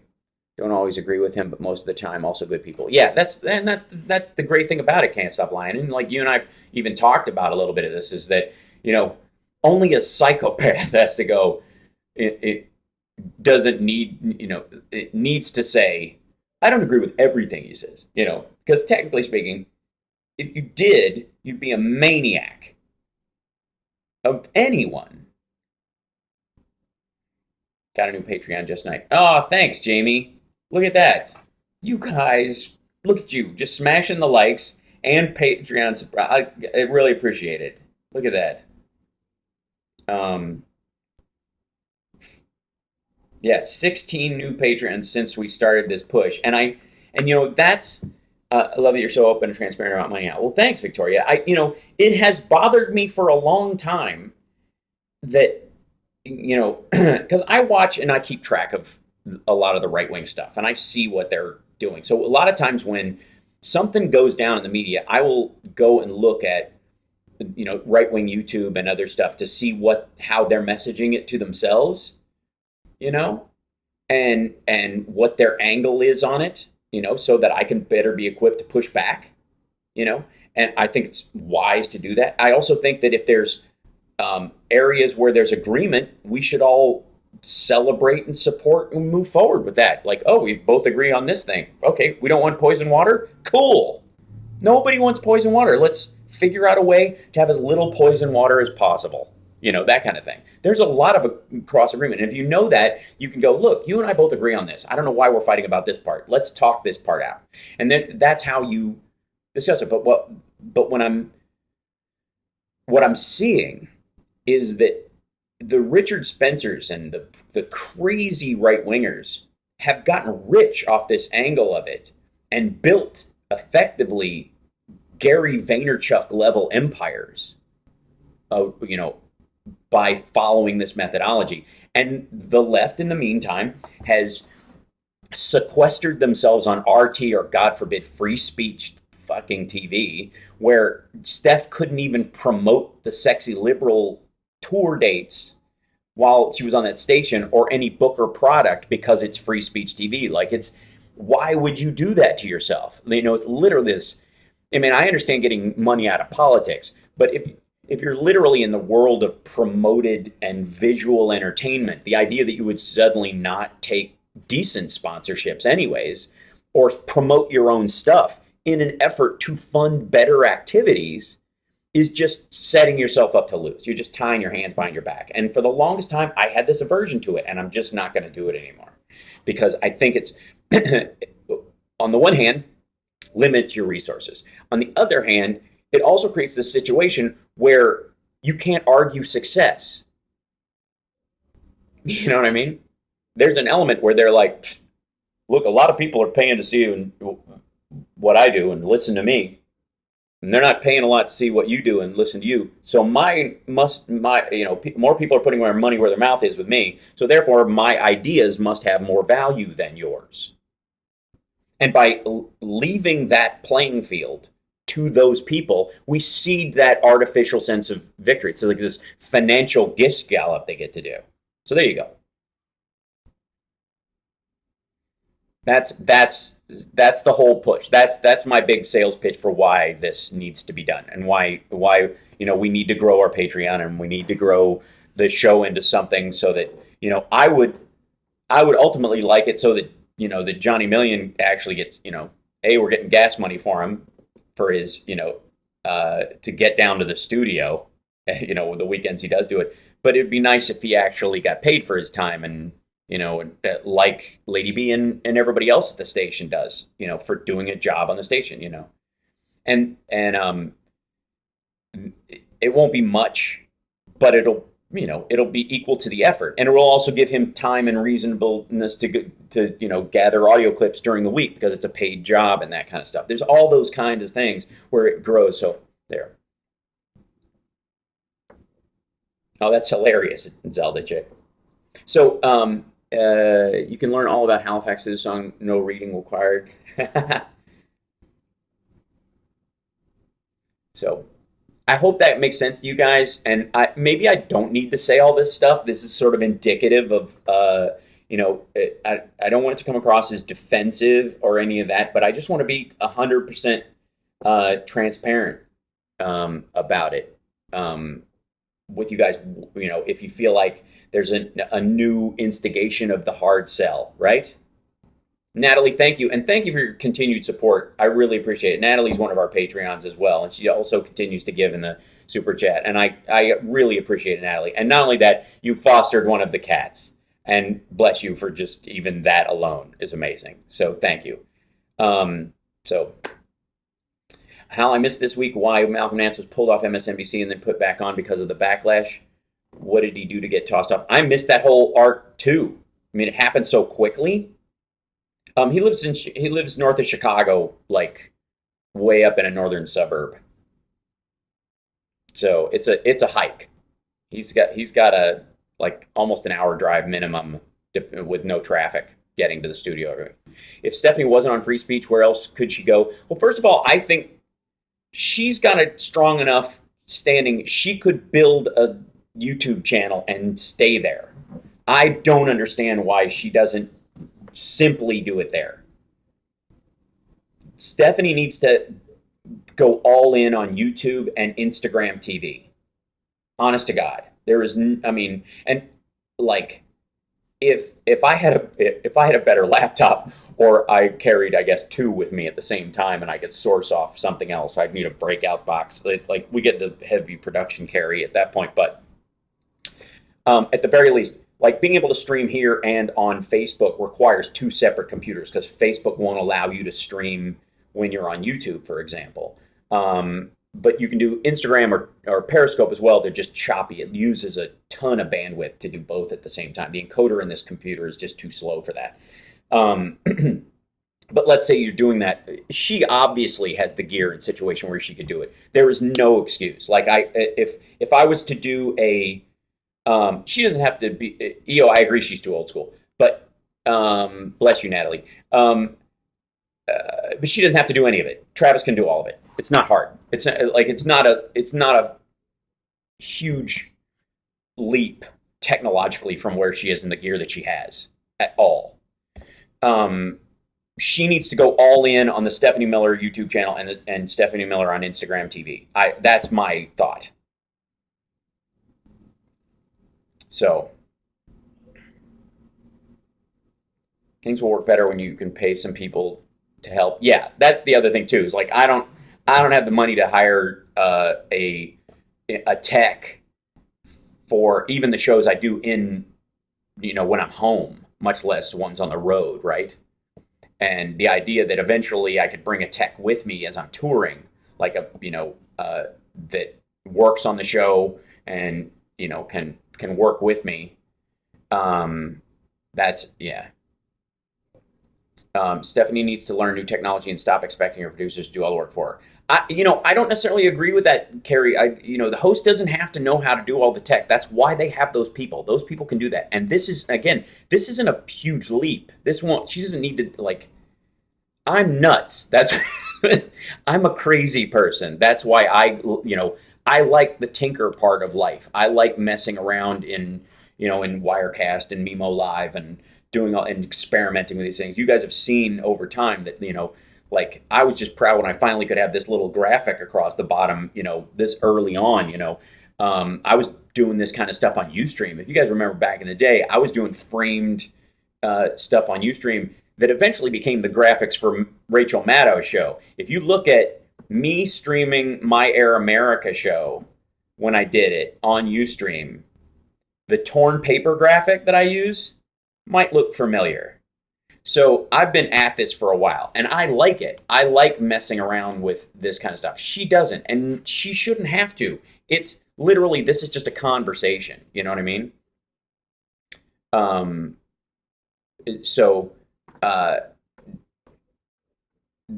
Anyways, that's we're like 5G stuff is up and running. Things will be much easier for you. Yes, I agree, Tom. That's true. One thing to do, start a liberal talk channel in Missouri. And again, because of apps, fewer people are opening these things. We just need promo money for those stations. This is me being the mogul for these other things right now, but they need promo money to let people know that it's just on iHeartRadio. You could just, your phone can be hooked right in. And serious progress And I think there should be a serious liberal station. It's interesting because I do think there is a differentiation between the two. It used to just be like liberal just became progressive and nobody cares anymore. But there is a difference, and I think some people mild variance in idea as far as palatability or direction does matter to some people. And you could have a second channel that's a progressive channel because God knows it got like 4 different versions of the Patriot channels on Sirius XM, not including Fox News on there. So expensive stuff, airfare, hotel, meal allowance, and salary. This is true. Independently wealthy interns are hard to come by. Yeah, exactly. Chris has evaluated the show again. Hartman is doing both free speech and YouTube. Yeah, he needs to dump free speech and just stay on YouTube. I swear to God. Like, I don't know maybe they pay. Maybe that's it. Maybe there's a license fee for those shows and that's why they don't let go of it. I don't know. How to Build a Motorcycle is the book that Hal comes from. It ain't that easy. Tommy Lasorda. Iron Man. Hey!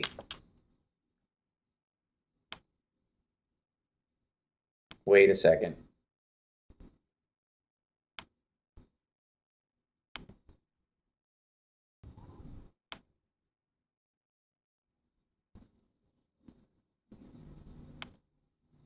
Bye, David O. I just wish liberals could get back on terrestrial radio. I agree.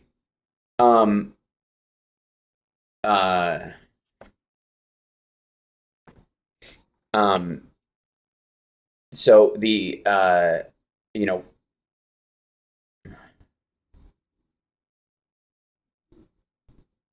Stefan and others said the hashtag going knowing Nance was in Europe trying to drive up interest in his return by acting like he was sorry. Oh, that's sweet. No, he didn't. Part of what he said isn't true. Don't worry about it. It's half spoiler, half nonsense. Don't worry about it.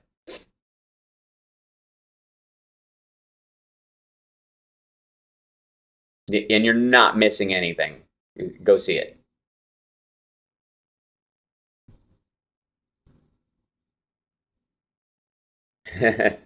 Oh yeah, I can't stop lying. I mean, I've been at this for quite a while.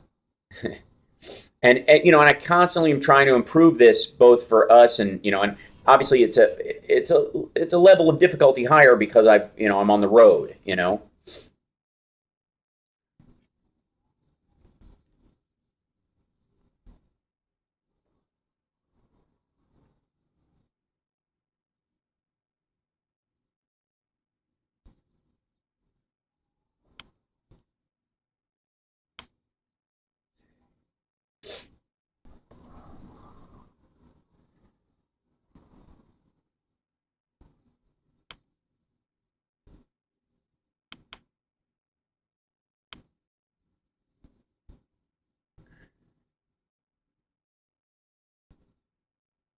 Yeah, Apple TV is pretty spectacular.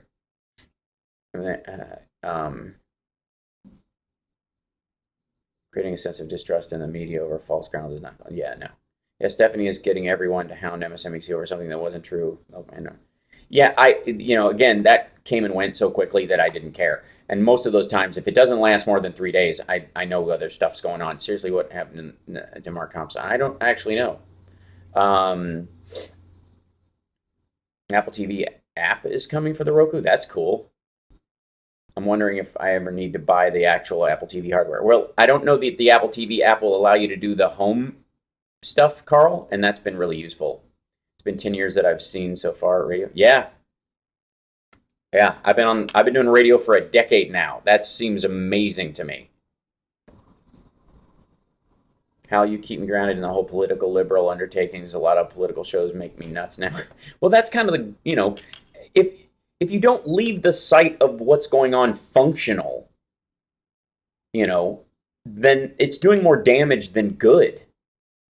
It doesn't pay to get somebody riled up and outraged if you don't have some sort of genuine, legit perspective that puts it in context. Anybody can scream, fire, and point. You know what I mean?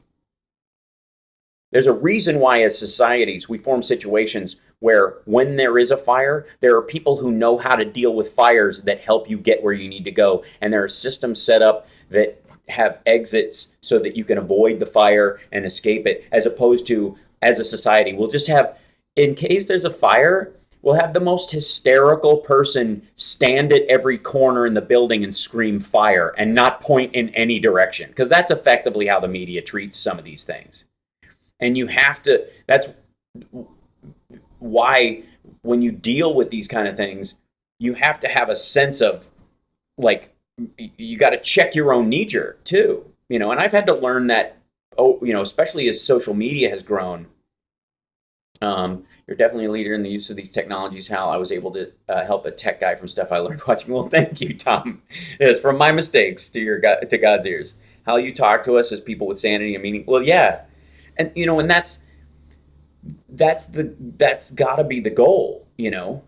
If you can't bring a solution-based approach to the conversation, then effectively you're just literally standing in an intersection while traffic's trying to go by, going blah, blah, blah. Yeah, I saw that Joseph.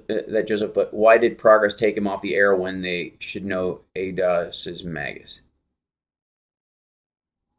What? What's happening? Mark Thompson had an encounter with an ADOS agitator. Oh.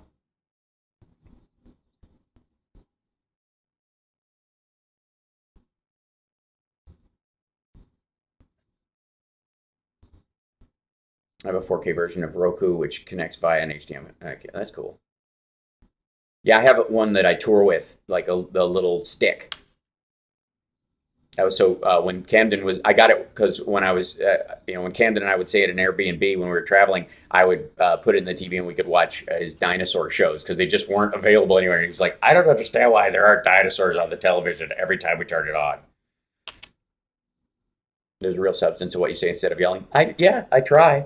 I mean, I get to the point where I rant a little bit, but at least my rants are based on, can we function, please? Can we actually get to the point where we're, that's why you will often see, like, I have my, I can hate on Bernie all I want, but if he ended up becoming the Democratic nominee, I'd vote for him in a heartbeat. But, so all of my fight with him or anybody else who's running as a Democrat is all within the context of, like argument with family, and it can get heated. But when encountering a genuine threat where the family may be harmed, you treat that threat differently than you treat the threat internal to the family harmony, And so that's super important. Been over for a little over 10 years, started on Ustream. I asked you what your pant size was as a joke, took it seriously. Well, Hal, that's called a libertarian, Hal? What's a libertarian? Your rants make sense. Well, thank you, Mark. Zerlina Maxwell won't explain what's happening with Mark, and that's a problem, in my opinion. I love Zerlina. She gets a little wound up sometimes, and but again, I give people full, a lot of room to fail, and that in and of itself is indicative of your humanity. Let me maybe this is the one thing that needs to be addressed with the activist culture, and as we try to grow into a more inclusive and diverse party. I got news for you. You're going to run into minority people and people who you consider to be from marginalized communities who are going to be more conservative than you are. And it's going to surprise you what their political attitudes are.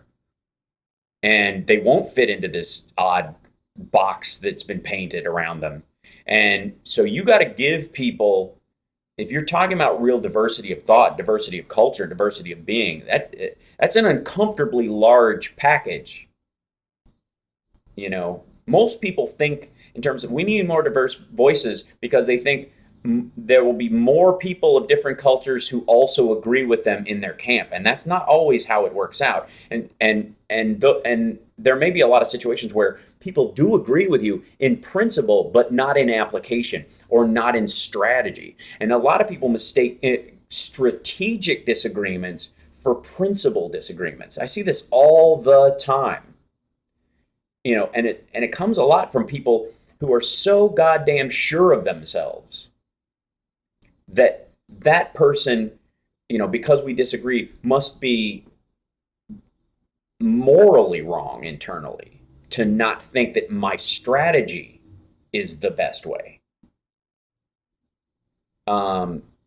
And so that is, we as liberals, one of the things we need to grasp is that as we incorporate more cultural thought and more and a wider, diverse way of thinking into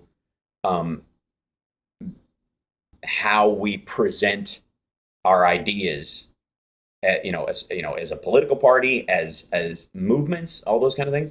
A big part of that is giving people room to be misunderstood and for you to misunderstand them.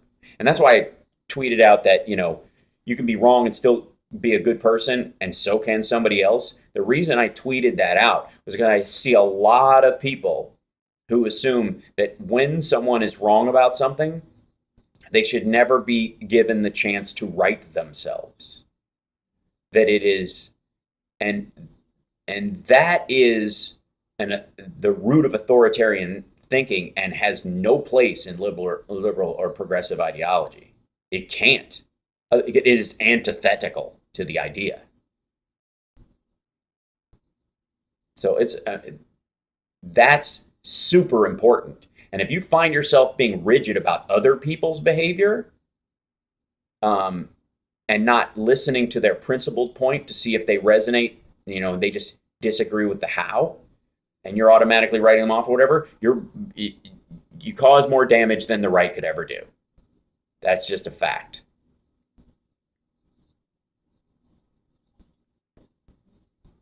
My feeling is we should take a step back and breathe before we react to other people's comments. Absolutely. And sometimes that's it's a lesson everybody's rolling into. We're all growing through this, because social media itself has, come onto the scene basically since 2012 as a force magnifier, and it vacillates between being taken entirely seriously and not seriously at all. And you're surfing that wave. And it takes daily awareness as opposed to, oh, no, what we say here means something. And you're like, oh, no, today's the day when it means nothing. That happens. And you can walk into a meaningless moment and try to shove meaning into it from your side and come across as the offender. So anyways, that's my little diatribe on that. We can have 10 different ideas about accomplishing a goal. Doesn't mean we have to tear each other to pieces before we consider the angles. That's exactly right, Progressive Mike. And you will see a bunch of that going forward. And I would request of everybody who's in this chat room, the folks who stick around, especially for the post show, you guys have a special stake in a lot of these things. And a couple that had to bug out earlier, I'll remind them of this as well. But you have a responsibility to do a little bit of sheepdogging when you see that happen. When people are too drawn into the fight immediately, like, whoa, he's on your side, or she's on your side, or they're on your side. They just think there's a better path. Talk it out. Otherwise, why am I listening to you? If you are angry and would eat your own, why would I want you to lead? That is also a major factor in this. If vilification and ostracization and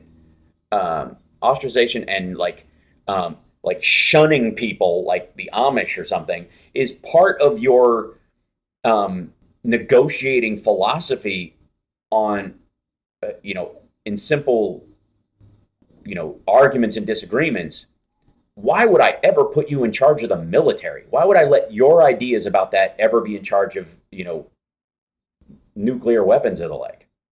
What's your argument? If you're saying that person's got to go, and if they ever try to get back in by apologizing or cleaning up their act or saying they're sorry or presenting their idea differently so that because they believe they were misunderstood, if your idea is nope, never, you guys, you're done forever. If that's how you handle even a strong enough minority of circumstances, That's concerning from an ideological standpoint when you're in a position of real power. If you're asking for real power, you have to act capable of wielding it with caution and care and patience, and to some degree an aspect of long suffering that this current president does not have. But if you're just going to be a different version of what he does, what good is that? That is one of the reasons why, well, you'll see how the entire front line, I think, of in their agreement, the front line of Democrats will start going, okay, guys, everybody face forward. Just be careful about who you follow on Twitter. That's absolutely true. I think we all agree with the president that Nazis are all very fine people. Agree? Boy, sarcasm is so hard. Yeah. Text arguments in social media turn us all into virtual autistics. It's impossible to read social clues. This is true. Like, I'm not mad at Felicity Huffman and the others who pled guilty for college cheating scandal as I am at Aunt Becky and Massimo for the rest who are feigning innocence. And know when to yield to the better leader. That's a tough one, Progressive Mike. I need to call my Twitter follower list, but it's so damn hard to do it.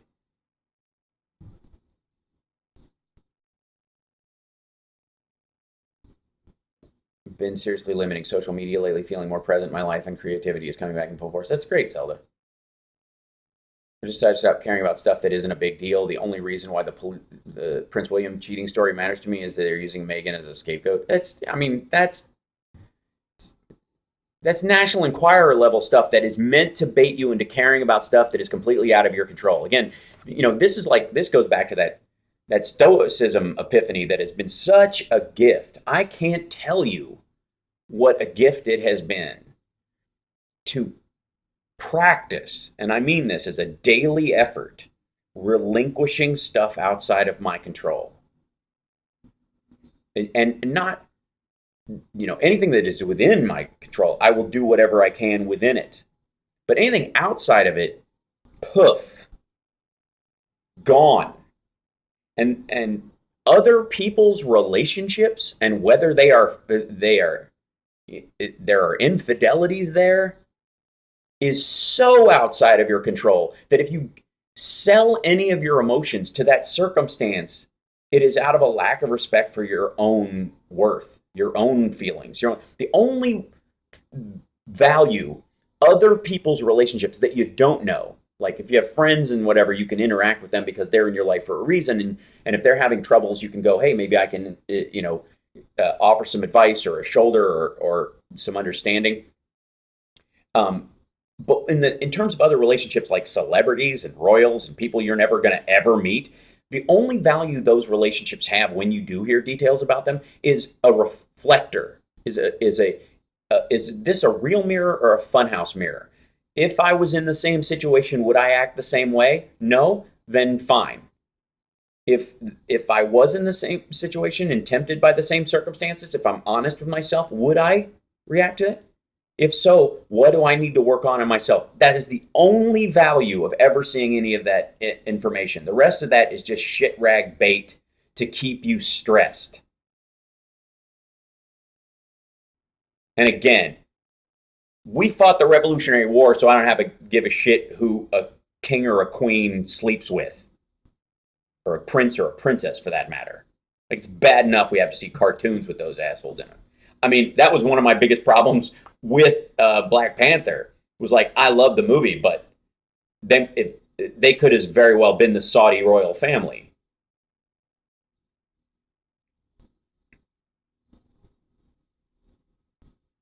Also, if you do... Well, thanks, Carrie. I'm glad I could give you that gift today. Because guys, there's no shortage of things that will make you anxious and sad in life. And I think, like I said, that finding out about Stephanie Shirk and the weight she carried around that that she couldn't shed after all these years, and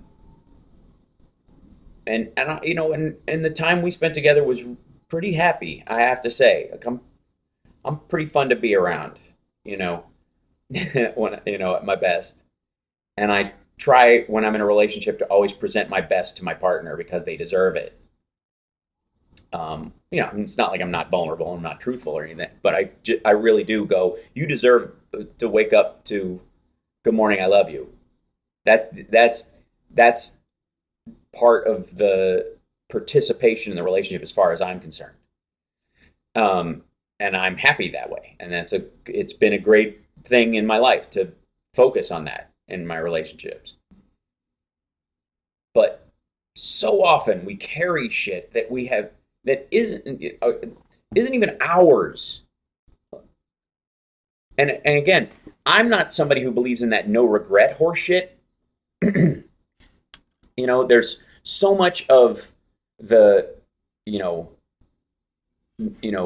people like, no regrets, man, never have any regrets, because everything you did got you to where you are, and you are who you are today because of what you did. Yeah, but part of why you are who you are is because you have regrets about shit you shouldn't have done. It informs your behavior going forward. You should feel like shit about shitty things you did. Even after you may have rectified them and moved on from them, there's a value to going, well, okay, clean that up, but I'm not doing that shit again. That regret, that sadness that sits with you about something that you may have genuinely done wrong, informs your character, and it should. You shouldn't just shed all that like, YOLO, motherfucker. Like, forget it. Regret has value. And so, and I will hold on to the regrets that I have in my life. And they don't make me sad. They don't drag me down. They inform my respect for other human beings. And they allow me to reflect my imperfections in other people, so I don't jump to this holier than thou pious argument right out of the gate. Because that's one of the problems with the people who dump their regrets and my past and nothing really matters and blah, blah, blah. Is that when they come across somebody who's making a mistake, who's broken, who's got a gap in their personality, who was raised in an environment that leads inextricably to how they behave.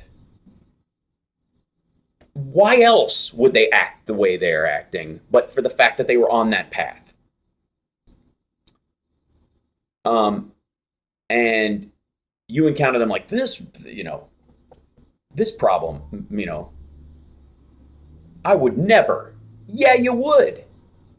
You absolutely would. There are so many liberals that I know that are literally luck of sperm and geography that they weren't raised in Jesus camp and don't go to, a mega church every weekend. Because their belief system and, from what they were taught as a child to what they believe now, there's a direct line to it. They never bucked it. They never moved outside of it. So it's only lucky that they were introduced to that thought form when they were young. It doesn't mean, well, that version's right, so of course I resonated to the right version of things. I'm right. Well, that's what the people at the megachurch think. That's what the Westboro Baptist Church people think. There but for the grace of God go I is not some sort of pitiable thing you just say when you see a homeless person walking down the street.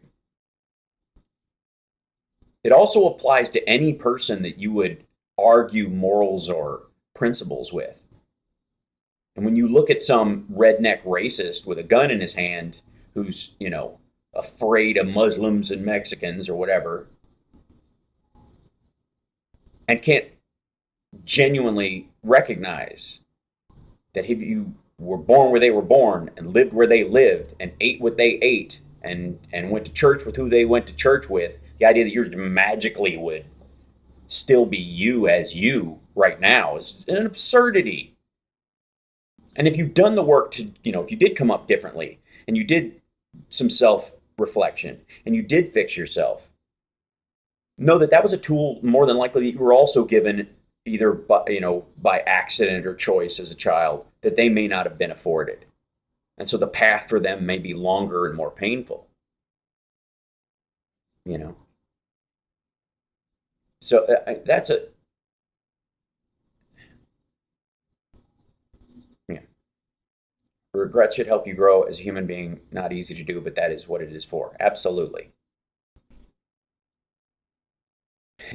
Yeah, Brad, if you ever make a mistake, trust me, it'll be useful. I got taught guilt at an early age. Yeah, guilt is different than, personal regrets, I suppose. But either way, it can be transmuted. Catholic guilt is probably a real thing. And again, I'm not 100% convinced that my grandfather, I very distinctly remember, my grandfather sat my cousin and I down. I haven't thought about this in forever. But my grandfather sat my cousin and I down and told us a little, lecture, just the two of us. That was, I would call the gold bar lecture. And his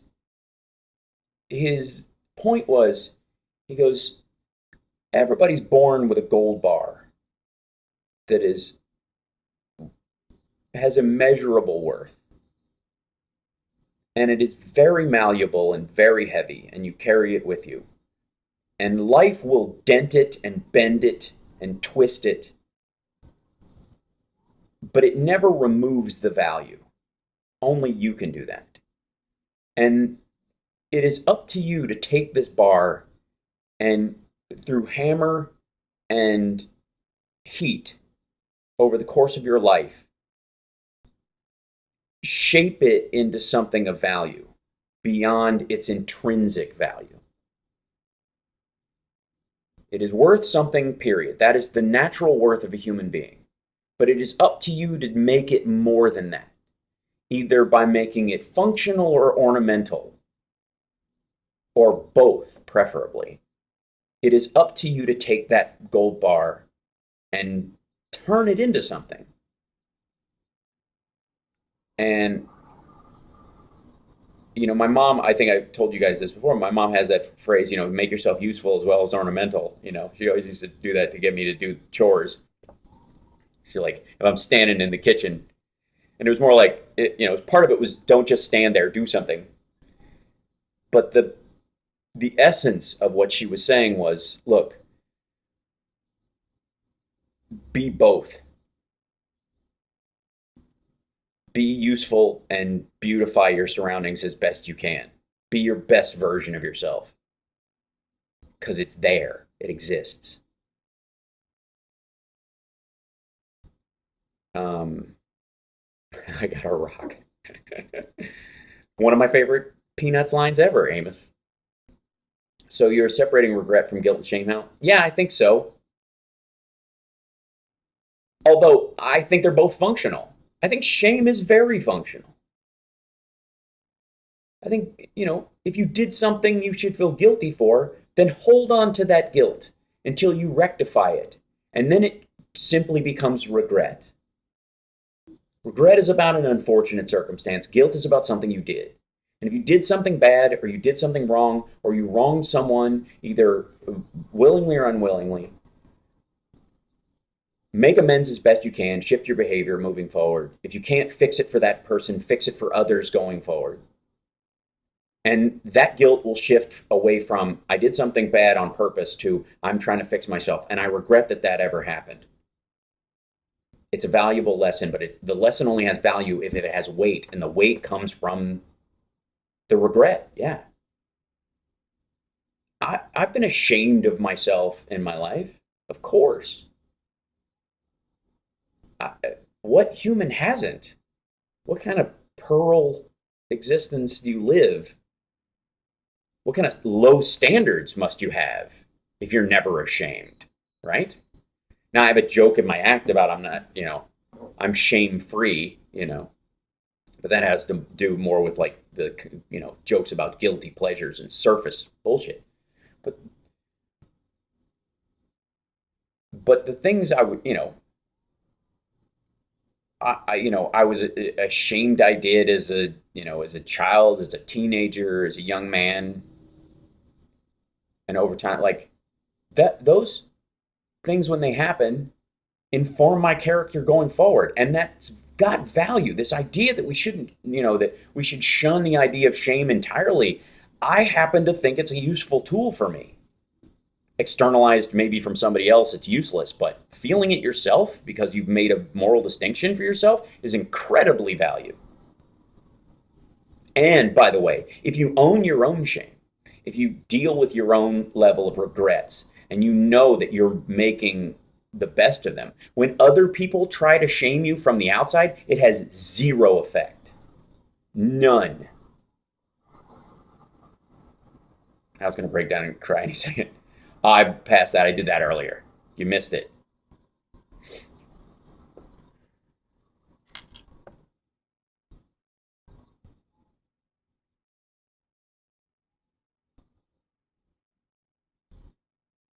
Hey, Freethinker, welcome. Thanks. So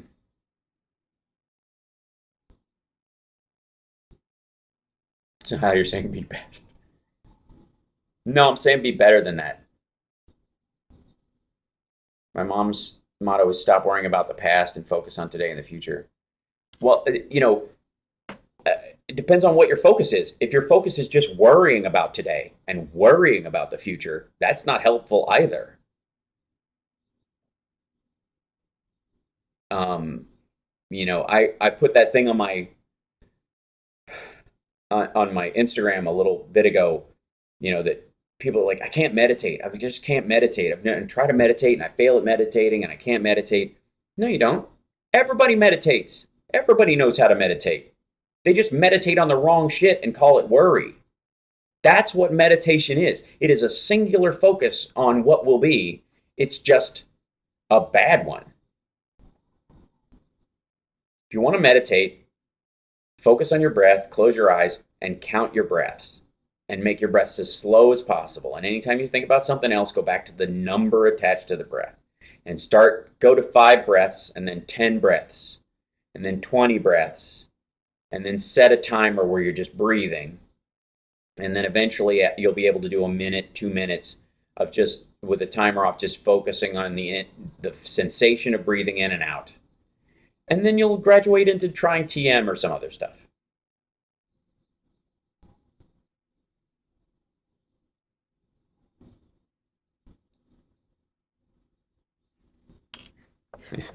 Brad, you're in such trouble. And meditate after one hit. Well, then, all right.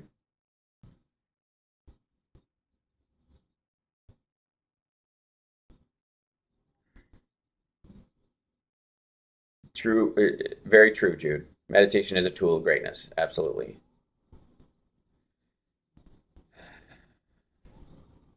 My mom's all about stop worrying about things that we can't control. And that's kind of, that's what I'm talking about. But here's the thing. Don't worry about the things you can control. Work to control them. The worry part genuinely, and I know I'm splitting hairs. I'm not trying to argue with this with you, Carrie, but the wording does matter, and a lot of people do have that. No need to worry about that which does not exist, the future. Well, that's a nice sentiment. I just don't know how anybody plugs that in. You know what I mean? Don't worry is one of those ways of going, but I got a lot to worry. Most people answer internally to don't worry is, but there's so much, it's all practice detaching yourself. Who's calling me? Excuse me. Might be the show or something. Hello? Yeah. Oh, I'm streaming a show right now. And yes, I'll be down in just a moment. Okay.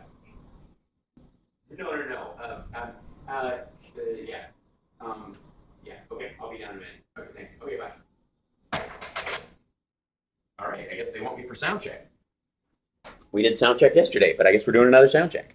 So, I gotta go. I love you guys. I'm glad we had this extra talk, and I appreciate you guys, and I will see you again quite soon.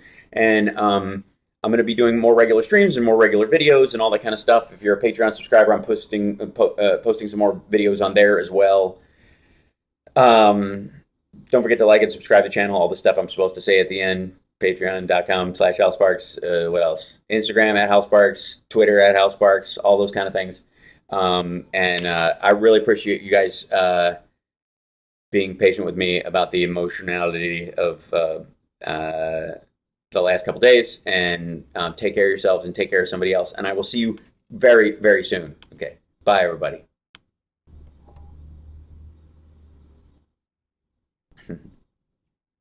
I think it's letting me say bye. We'll see.